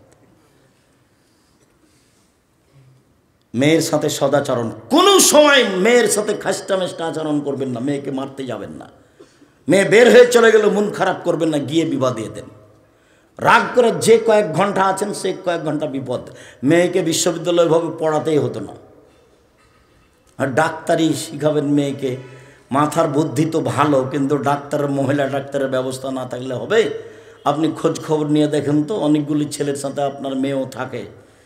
উলঙ্গ অবস্থায় মেয়েটাকে ফেলে রাখা হয়েছে, অপারেশন করবে, সেই জন্য আপনার মেয়েও আছে, তার বন্ধু বান্ধব আছে, তারা হাসি মজাক করছে, এর নাম শিক্ষা। আপনি ভালো জায়গাতে দিয়ে মেয়ে ডাক্তারি করান, ব্যবস্থা না থাকলে নেই তো নেই। পুরুষ ডাক্তার দিয়ে চিকিৎসা নেওয়া যাবে, হাদিস বুখারী মুসলিম। আপনি চিকিৎসা নিয়েন না, ভালো কথা তো। রোগ ব্যাধি হবে জান্নাত দেওয়ার জন্য। আল্লাহ রাসূল বলছেন যে পৃথিবীর মানুষ শুনে রেখো, শুনে রেখো, আমি তোমাদের 3টা কাজের কথা বলি, তাতে পাপ মিটে যাবে, মান বেড়ে যাবে। পাপ মিটে যাবে, মান বেড়ে যাবে। পাপ মিটে যাবে, মান বেড়ে যাবে। 1, পায়ে হেঁটে মসজিদে গেলে 2 সুন্দর করে ওযু করলে, 3 মসজিদে বসে বসে সলাতের পরে জিকির আজকার করলে পাপ মিটে যাবে, মান বেড়ে যাবে, পাপ মিটে যাবে, মান বেড়ে যাবে। এই কথা বলার পরে বলছেন, আরে শোনো, ওয়াকানা মিন খাতিতা কাইমুন ওয়ালাদাত উম্মুহু, লোকটা হয়ে যাবে সেই দিনের মতো যেদিন তার মা তাকে জন্ম দিয়েছে, নিষ্পাপ হয়ে যাবে। মসজিদে বসে বসে তাসবিহ তাহলিল করলে, পায়ে হেঁটে মসজিদে গেলে, সুন্দর করে ওযু করলে, লোকটা হয়ে যাবে সেই দিনের মতো যেদিন তার মা তাকে জন্ম দিয়েছে, নিষ্পাপ হয়ে যাবে। 1 2 কেউ যদি হজ করে, হজ কবুল হয়, তাহলে হয়ে যাবে সেই দিনের মতো যেদিন তার মা তাকে জন্ম দিয়েছে, নিষ্পাপ হয়ে যাবে। 3 কারো যদি অসুখ বিসুখ হয় তারপরে বলে আলহামদুলিল্লাহ, তাহলে সে হয়ে যাবে সেই দিনের মতো যেদিন তার মা তাকে জন্ম দিয়েছে, নিষ্পাপ হয়ে যাবে। বুখারী মুসলিমের হাদিস, আল্লাহর রাসূল বলছেন, কারো গায়ে যদি জ্বর হয় তাহলে তার শরীর থেকে পাপ ঝরে যায় কামারের হাপড়, কর্মকারের হাপড়ে ভাটিতে লোহা স্বর্ণ চাঁদি দিলে লাল হয়ে গেলে লোহা স্বর্ণ চাঁদির ময়লা যেভাবে ঝরে যায়, মানুষের গায়ে জ্বর হলে তার পাপ সেভাবে ঝরে যায়। বুখারী মুসলিমের হাদিস। নিষ্পাপ হয়ে যায়। ছেলে মেয়েকে লালন পালন করলে মেয়েরা তার জন্য জাহান্নাম থেকে অন্তরাল হয়ে যাবে, নবীর সাথে জান্নাতে থাকতে পাবেন মেয়েকে লালন পালন করে। এতিম যদি লালন পালন করেন এতিম, তাহলে আপনি নবীর সাথে থাকবেন। তবে সুমা ফাররাকা বাইনাহুমা, আঙ্গুল দুটি এভাবে দেখালেন কিন্তু একটু ফাঁকা করলেন। এতিমের লালন পালন করলে রাসূলের সাথে থাকবেন, তবে একটু দূরে। আর মেয়ে যদি লালন পালন করেন তাহলে এই, আর যদি 3টে করেন তাহলে এই যে, বোঝা যায় না। এগুলো আমি বলিনি, এগুলো কে বলেছেন? মুহাম্মদ সাল্লাল্লাহু আলাইহি সাল্লাম বলেছেন।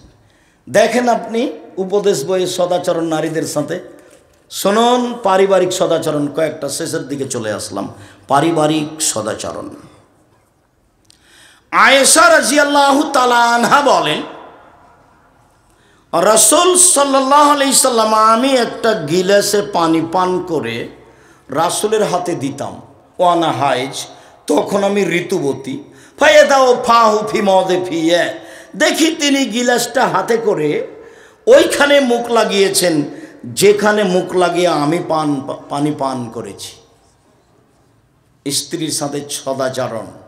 পক্ষান্তরে হিন্দুরা বলেছে মেয়েদের জমি দিতে হবে না, মেয়েরা বাপের জমি পাবে না, ওরা নারীদের সাথে ভালো আচরণ করেনি। খ্রিস্টানেরা বলেছে মেয়েরা হচ্ছে উপভোগের বস্তু, যতদিন তার উপভোগের বয়স আছে উপভোগ করতে হবে, তারপরে তাকে বৃদ্ধাশ্রমাগারে দিয়ে দিতে হবে। মুসলমানের জন্য বৃদ্ধাশ্রমাগার হারাম। ওর ছেলে দেখবে, ওর মেয়ে দেখবে, সবচেয়ে সম্মানী বস্তু বাপ মা, তারা দেখবে। এরপরে ইহুদিরা বলেছে যে মহিলারা হচ্ছে ডাইনি, ওরা স্বামীকে খেয়ে নেয়। পৃথিবীতে সবচেয়ে খারাপ জিনিস হচ্ছে মহিলা, ইহুদিরা বলছে। হিন্দুরা আরও বলেছিল বিধবা মেয়ের বিবাহ হবে না, সতীদাহ স্বামীর সাথে চলে যেতে হবে। বঙ্কিমচন্দ্র, রাজা রামমোহন রায়, ঈশ্বরচন্দ্র বিদ্যাসাগর কিছু কিছু চেষ্টা করেছে, সব সম্মান দিয়েছেন মুহাম্মদ সাল্লাল্লাহু আলাইহি সাল্লাম নারীদের, তাদের সম্মান দিয়ে ভরে ফেলেছেন। আল্লাহর নবী বলছেন, পৃথিবীর মানুষ শুনে রেখো, নারীরা যদি 4টা কাজ করতে পারে জান্নাতের সব দরজা খোলা। 1 5 ওয়াক্ত সালাত, 2 রমজান মাসে রোজা, 3 স্বামীর সাথে ভালো আচরণ, তিতে লাগলেও মিঠা লাগলেও, 4 জেনায় লিপ্ত না হওয়া। জান্নাতের সব দরজা খোলা, সবটাই। 1 5 ওয়াক্ত সালাত, 2 রমজান মাসে রোজা, 3 স্বামীর সাথে ভালো আচরণ। 4 জেনায় লিপ্ত না হওয়া, জান্নাতের সব দরজা খোলা। এরকম সুযোগ পুরুষ মানুষের নেই, কিয়ামত পর্যন্ত হবে না। আরো শুনেন, 1 আর নবীও ফিল জান্নাহ, নবীগণ জান্নাতে যাবেন। 2 আর শহীদ ফিল জান্নাহ, শহীদেরা জান্নাতে যাবে। 3 আর সিদ্দিক ফিল জান্নাহ, সত্যবাদীরা জান্নাতে যাবে। 4 আর নিসা মিন আহলিল জান্নাহ, মহিলারা জান্নাতে যাবে। এই কথা বলে আল্লাহ রাসূল থামলেন না, আর একটু বললেন, হ্যাঁ তবে ওইসব মহিলা যারা স্বামীর সাথে ভালো আচরণ করে, কোনো সময় স্বামী রাগ করলে হাত ধরে বলে, যতক্ষণ পর্যন্ত আপনি খুশি না হবেন ততক্ষণ পর্যন্ত আমি কোনো কিছু খাবো না, এই মহিলা জান্নাতি নারী। আল্লাহ রাসূল বলেন, খায়রুন নিসা, মহিলাদের মধ্যে সবচেয়ে ভালো মহিলা 1 স্বামীর সাথে কথা বললে হাসি মুখে বলে, 2 স্বামীকে মেনে চলে, স্বামীর সাথে ভালো আচরণ করলে, আদেশ করলে মান্য করে। 3 স্বামী বাড়িতে না থাকলে নিজেকে হেফাজতে রাখে, স্বামীর সম্পদ এবং নিজেকে কারোর সাথে মোবাইলে কথা বলে না, নিজেকে কারো কাছে বিলিয়ে দেয় না, স্বামী না থাকলে স্বামীর অর্থ সম্পদ নিজের বাপ ভাইকে দিয়ে দেয় না, বন্ধু বান্ধবকে দিয়ে দেয় না। এ হলো সবচেয়ে দামি মহিলা, স্বামীর সাথে ভালো আচরণ। আল্লাহ রাসূল বলছেন, 4টে জিনিস আছে যার, সব কিছু আছে তার। 4টে জিনিস আছে যার, সব কিছু আছে তার। 4টে জিনিস নেই যার, কোনো কিছু নেই তার। 1 আলমারাতুস সালেহা, ভালো স্ত্রী, যে স্বামীর সাথে ভালো আচরণ করে। 2 ভালো প্রতিবেশী। প্রতিবেশী কাকে বলে জানেন? প্রতিবেশীর ছেলেটা, আপনার ছেলেটা এভাবে খাওয়ার পানিটা প্লেট থেকে চালিয়ে দিয়েছে, আর প্রতিবেশীর দেওয়ালে গিয়ে লেগে গেছে, এই যে লেগে গেল। 3 আলমারকাবুল হানি, একটা ভালো গাড়ি, যে গাড়ির চাকা নষ্ট হয় না, যে সাইকেলের চেন পড়ে না, যেই গরু ঘাড়ে জোয়াল দিয়ে ফেলে দেয় না, ভালো বাহন। ভালো বাহন যার, সুখময় জীবন তার। 4 আল বাইতুল ওয়াসে, প্রশস্ত ঘর, অন্তত মেহমান যে ঘরে বসবে সেই ঘরটা বড় করবেন। আর বহু পুরাতন কথা এখানে বলে রাখলাম একটা, বাপের স্বভাবে ফিরে যাবেন চিরদিন, বাপের স্বভাবে। আব্দুর রাজাক সাহেব, বাপের স্বভাব মানে কেন? আপনার আব্বা ইশার সলাত আদায় করে যখন মসজিদ থেকে বের হতো, তখন দেখতেন মসজিদে ওদিকে ওদিকে ওই দিকটা মুসাফির, ও মুসাফির ভাই বাড়ি কোথায়? ফরিদপুর। কোথায়? ভাঙা। রাতে খেয়েছেন? জি না। চলেন আমার সাথে। তো আপনার আব্বা একটা মুসাফির নিয়েছে, বাড়িতে 2জন কিষান কামলা আছে, আর আপনারা 10 ভাই বোন, আর আপনার বাপ মা, মোট কতটি হলো দেখেন তো? এতজন মানুষের ভাত রান্না করতো আপনার মা ঢেঁকিতে ধান ভেঙে, একটুকু ভারী লাগেনি। আর আপনার স্ত্রী এখন যেখানে রান্না করে সেখানে আছে ফ্রিজ, সেখানে আছে গ্যাসের চুলা, সব কিছু। রাত 10টার সময় আপনি আমাকে মেহমান হিসেবে নিয়ে গেছেন, বলছেন খালেদা উঠো তো, একটু তরকারি গরম করো তো। তখন বলছে, হ্যাঁ তুমি সময় পাও না, হিসাব পাও করো না, তুমি রাতে মেহমান নিয়ে আসো, তোমার হিসাব থাকে না। আর আপনি মসজিদে খুঁজবেন না কে আছে, খুঁজবেন না, একদিনই ভুলে গেছে। আর 150-200 চাউল রান্না করবেন না, আপনার মা 1.5-2 কেজি চাউল রান্না করতে, আপনি অন্তত 1 কেজি করবেন। সারাদিন ফকিরে খাবে, বিকালে ছাগল মুরগি খাবে, গরুতে খাবে, উপরে রেখে দিলে পাখি খাবে। 150 চাউল রান্না করেছেন, ঠিক দুপুরে মেহমান এসেছে, তখন বলছেন, আপনার স্ত্রী বলছে যে চানাচুর বিস্কুট দিয়ে পার করে দাও, চানাচুর বিস্কুট দিয়ে বিদায় করে দাও। এই চরিত্র নোংরা, এই চরিত্র ত্যাগ করতে হবে। আপনার মায়ের 80 বছর বয়স, আপনি ঢুকছিলেন দরজায়, তখন একটা বৃদ্ধা মহিলা ভিক্ষে চেয়ে খেতে চেয়ে বসে আছে, আপনি বলছেন সরো সরো, হিসেব পায় না, রাস্তা ঘেরে বসে আছে। তখন আপনার মা ওই দিক থেকে বলছেন, না বেটা না বেটা, ফকিরকে এভাবে বলতে হয় না আব্বু, একটু খাওয়ার দিলি চলে যাবে।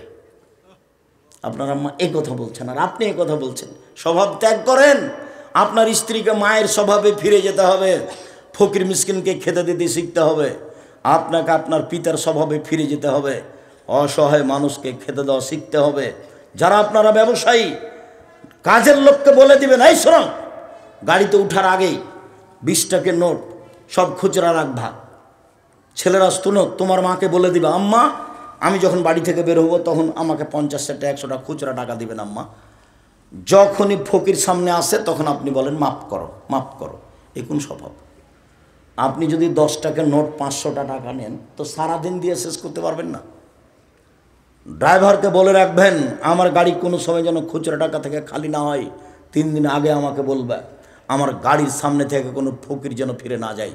সে মদ খায় আর যাই খায় না কেন, যে হাত পেতেছে তাকে আমি ফিরিয়ে দেব না। দরকার হলে 10 টাকা রাখবেন, দরকার হলে 5 টাকা রাখবেন। মানুষকে দিয়েই জান্নাত কিনবো ইনশাল্লাহ, যা রাসূল সাল্লাল্লাহু আলাইহি ওয়াসাল্লাম বলেছেন। সম্মানিত দিনী ভাই বোন, আবার আমি অনুরোধ জানাচ্ছি, আমার বোনদের বলছি, সম্মানিত দিনী বোন, আপনাদেরকে আমি অন্তর থেকে ভালোবাসি, আপনাদের পরকাল কামনা করি। মর্মে স্বামীর সাথে ভালো আচরণ করতে হবে, এই কথাই ঠিক। আব্দুর রাজ্জাক সাহেব চিরদিন শুধু স্বামীর পক্ষে বললেন, আমাদের তো বললেন না। আমার স্বামীর মুখখান তো আপনি জানেন না, ওর মুখখান এত খারাপ আমি দেখতেই পারি না। যতক্ষণ মেয়ে থাকে তখন বলি, খালেদা তোমার আব্বাকে পানি দিয়ে আসো।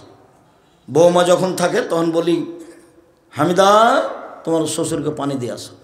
কেউ যখন থাকে না তখন 1 গ্লাস পানি নিয়ে সামনে এইভাবে রেখে চলে যায়। আমি তাকাতে পারি না, তার মুখখানে এত খারাপ। এরপরেও আপনি আমার দিনী বোন, আপনাকে আমি বলি, কথা না বলে ঝুলন্ত থাকবেন না। হয় সংসার ত্যাগ করেন, আর না হয় তার সাথে কথা বলেন। সংসার ত্যাগ করতে পারেন, কোনো সমস্যা নেই। কাজের কাছে গিয়ে খোলা তালাক করে নেন, তার কাছে পৌঁছে দেন, 30 দিন পর অন্য জায়গাতে বিবাহ বসেন, কোনো সমস্যা নেই। সাথে থাকলে কথা বলতেই হবে। আর আপনাকে আমি অনুরোধ করে যাচ্ছি, স্বামী হলে 5টা জিনিস লাগে। 1, যে মানের খাচ্ছেন সে মানের খাওয়াবেন। 2, যে মানের পড়ছেন সে মানের পড়াবেন। 3, স্ত্রীকে কটু কথা বলবেন না। ভুলেও বলবেন না তোমার ঠোঁটটা কালো, ভুলেও বলবেন না তোমার রংটা কালো। একবার বললে 10 বছর আপনাকে ভালোবাসবে না। ওর কথা খুব মনে থাকে এবং বুদ্ধি কম মানুষ, আপনার কথাটা ঝকঝক করে মনে রেখেছে। শ্বশুর শাশুড়িকে গালি দিবেন না কোনো দিন।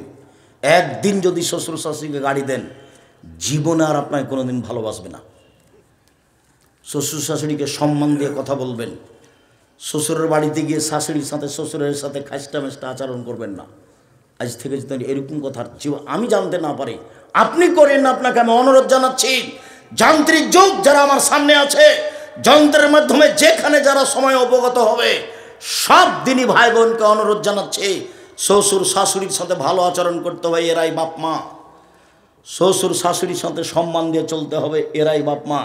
প্রতিবেশীর সাথে ভালো আচরণ করতে হবে, এরাই আত্মীয় স্বজন, এরাই প্রতিবেশী।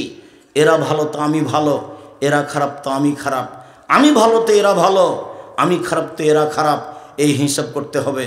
সকাল হতে হতে জায়ের হাত ধরে ক্ষমা নিতে হবে, ভাইয়ের হাত ধরে ক্ষমা নিতে হবে, আপসে কথা বলা চালু করতে হবে, বন্ধ বাতিল করতে হবে। সম্মানিত দিনী ভাই বোন, 1, যে মানের খাচ্ছেন সে মানের খাওয়াবেন। 2, যে মানের পড়ছেন সে মানের পড়াবেন। 3, কটু কথা বলবেন না। 4, মুখের উপরে মারবেন না। 5, স্ত্রীকে নিজের বাড়ি ছাড়া কোথাও যেতে দিবেন না। খালার বাড়ি যেতে পাবে না, ফুফুর বাড়ি যেতে পাবে না, মায়ের বাড়ি যেতে পাবে না। জরুরি প্রয়োজন ছাড়া বাড়ি ত্যাগ করতে পারে না। বাজার যাও তো বহু দূরের কথা। পুরুষের পরিচয় ভ্যানিটি ব্যাগ হাতে করে রাস্তা রাস্তা ঘুরে বেড়াই।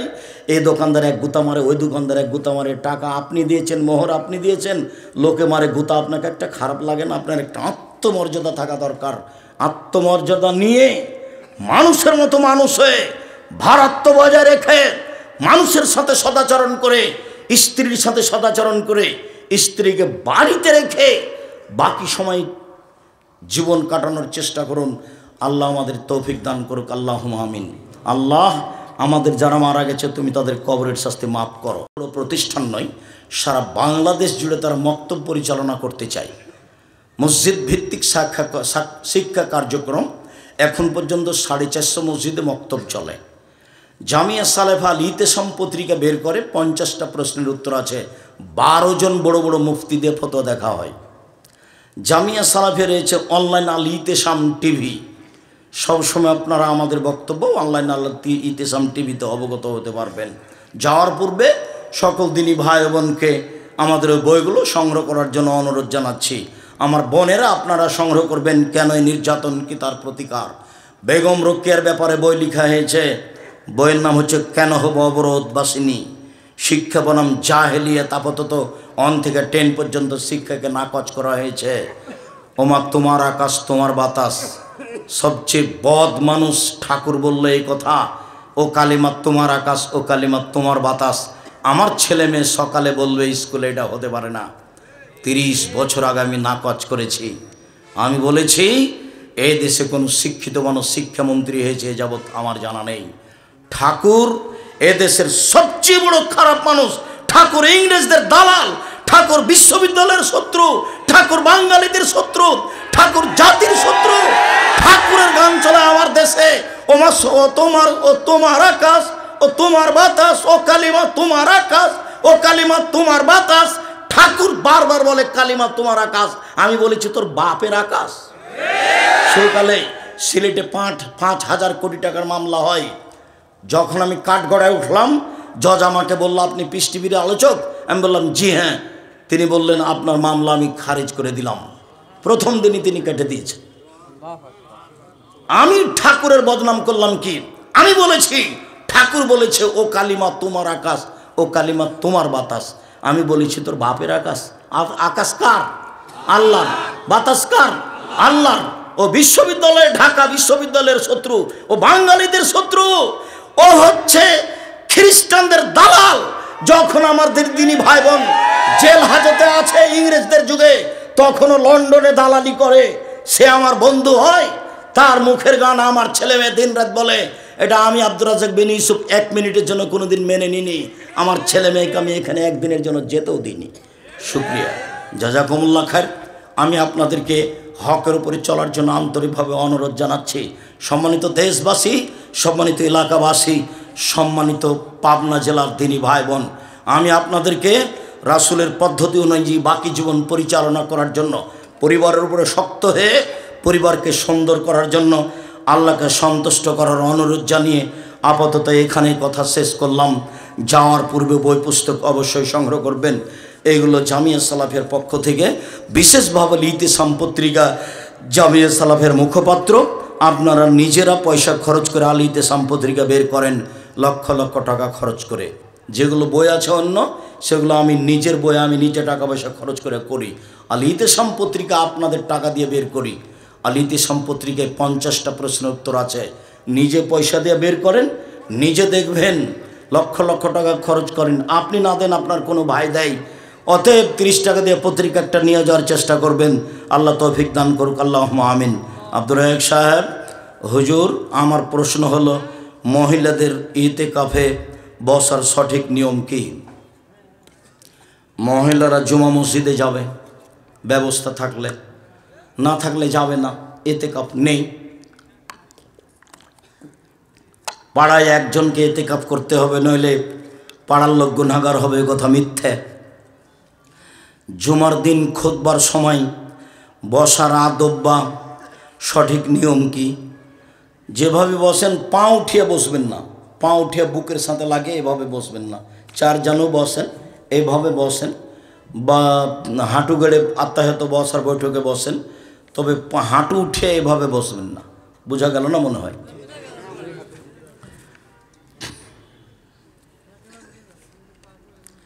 হাদিস অনুসারে যে এক ওয়াক্ত সালাত ত্যাগ করে সে কাফের। তাহলে যারা মুসলিম পরিবারে জন্মগ্রহণ করে, যারা সালাত অস্বীকার করে তারা কাফের। যারা শয়তানি করে পড়ে না, পড়বো কাল পড়বো আজ পড়বো দিয়ে মরে গেছে, এ হলো বড় পাপী।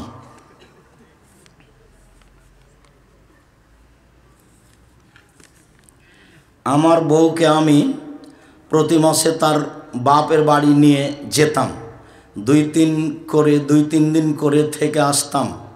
তারপরেও আমার শ্বশুর বাড়ির লোক আমার সাথে অশান্তি করত। বলছে ছাড়াছাড়ি করিয়ে নেবে, এখন আমি আর শ্বশুরবাড়ি যেতে দিই না। আচ্ছা কিছুদিন পরে দিও, নরম হয়েও। বিয়ের ক্ষেত্রে আল্লাহর দিনদার দেখতে বলেছেন। আবার বিয়ে করার সাথে বিয়ে কার সাথে হবে তা আগে থেকে লিখিত দিন তারিখ ঠিক করে রেখেছেন। হ্যাঁ, আল্লাহ তো বলছেন যে তুমি তোমার পছন্দ মতো বিবাহ করো। তাহলে হাজার হাজার লাখ লাখ পাবনাতে মেয়ে সবচেয়ে সুন্দরী বিবাহ করবো, ওটা ভাগ্য। দেখতে দেখতে একটা কালো মেয়ে, তুমি তোমার মাকে বলবে আম্মা এই মেয়েটা কালো হলো, তার চালচলন ভালো, এটাই নেওয়া হোক। আগেরটা খুব সুন্দরী আম্মা, কিন্তু মনে হচ্ছে চালচলন ভালো নয়। এই যে একদম তাকদীর। টয়লেটে গিয়ে আল্লাহর নাম নেওয়া তো পাপ হবে? জি না। আল্লাহুম্মা ইন্নী আউযু বিকা মিনাল খুবুসিল খাবাইস বলে বসলেন, গোফরানাকা বলে উঠলেন, এই পর্যন্ত কোনো তাসবিহ তাহলিল জিকির হবে না। টয়লেটে ঢুকে আপনি বলতে পারেন, টয়লেটে ঢুকে আপনি বিসমিল্লাহ বলে অজু করবেন, অজু শেষে দোয়া পড়বেন, কোনো সমস্যা নেই।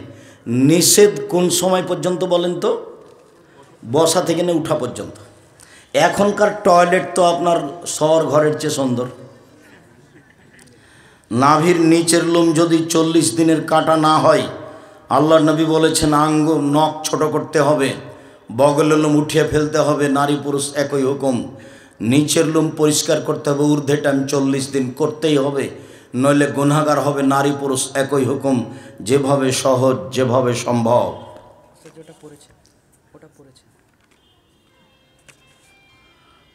মুহাম্মদ সাল্লাল্লাহু আলাইহি সাল্লাম আসার পূর্বে যারা মারা গিয়েছে তাদেরও কি আমাদের মতো প্রশ্ন করা হয়েছিল? হ্যাঁ, তাদের নবী অনুযায়ী হয়েছিল।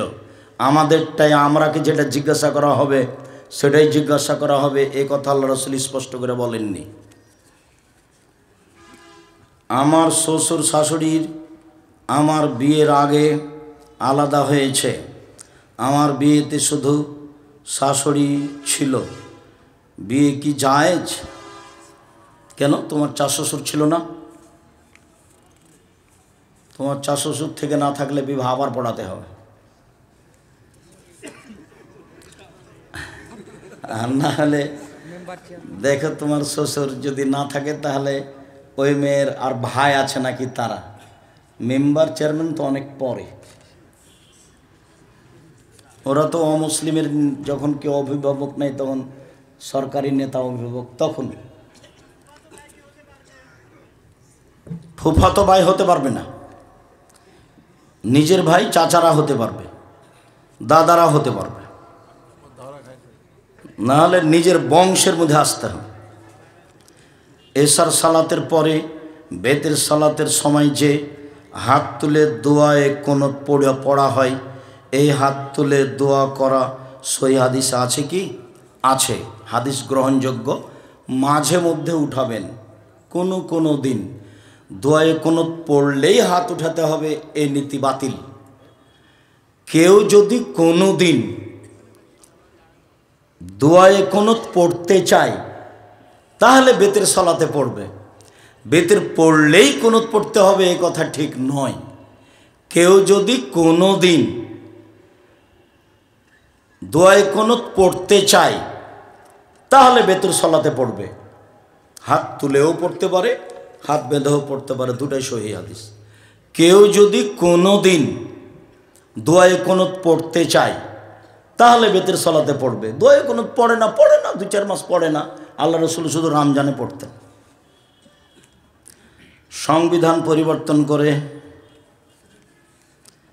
অনেক মসজিদে দেখা যায় কিছু মুসল্লি দাঁড়িয়ে সালাত আদায় করার সক্ষমতা থাকা সত্ত্বেও চেয়ারে বসে থাকলে তো অর্ধেক নেকি হবে, নিয়মিত বসলে সালাতই হবে না। ইমামের যারা একেবারেই অক্ষম তাদের কথাটি ভিন্ন, তবু শরীরের গতি অনুযায়ী পড়া ভালো, না পারলে নিরুপায় চেয়ার। ইমামের পিছনে সূরা ফাতিহা কখন পড়ব? পিছে পড়বেন, আগেও যাচ্ছে আর পিছে পড়তে থাকবেন।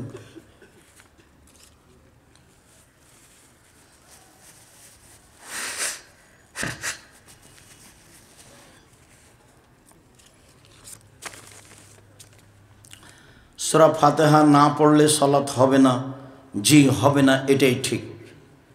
তো রুকু পেলে রাকাত হয় কি করে? রুকু রাকাতে কথা আল্লাহর নবী বলেছেন। তো সূরা ফাতিহা হয়নি যে, এটা সূরা ফাতিহা পড়ার জায়গা নয়, এই জন্য হয়নি।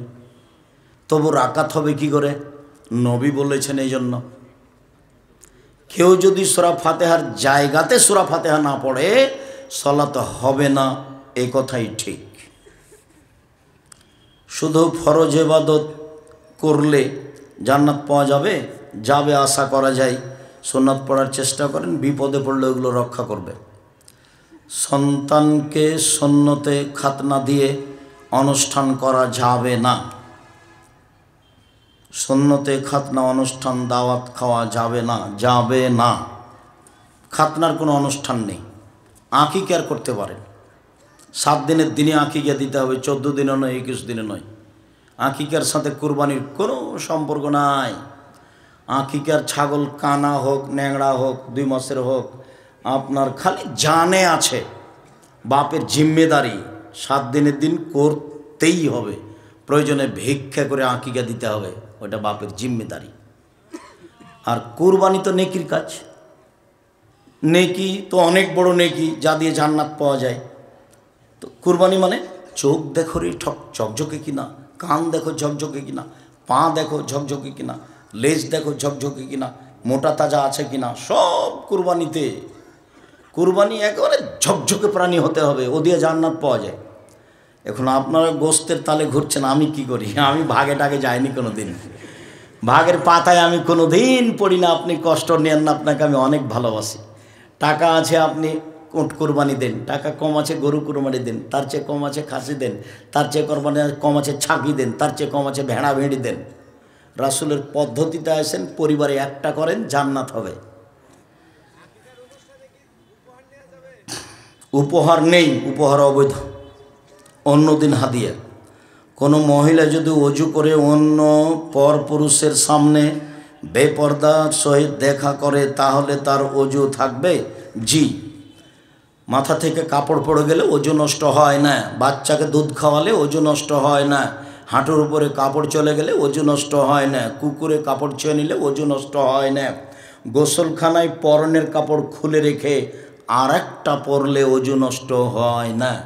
অজু নষ্ট হয় ঘুমিয়ে গেলে, অজু নষ্ট হয় বায়ু আসলে, অজু নষ্ট হয় পেশাব করলে, অজু নষ্ট হয় পায়খানা করলে, অজু নষ্ট হয় উটের গোশত খেলে। মুক্তিযুদ্ধে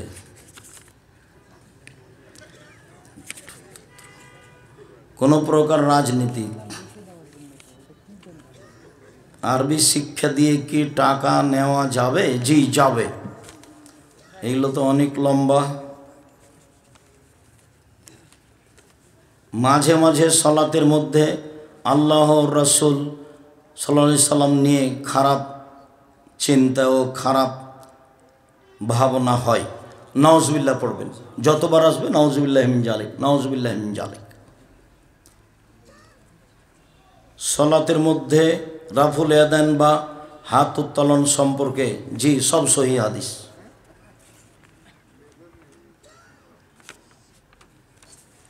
সুর দিয়ে আজান দেয়া জায়েজ কি?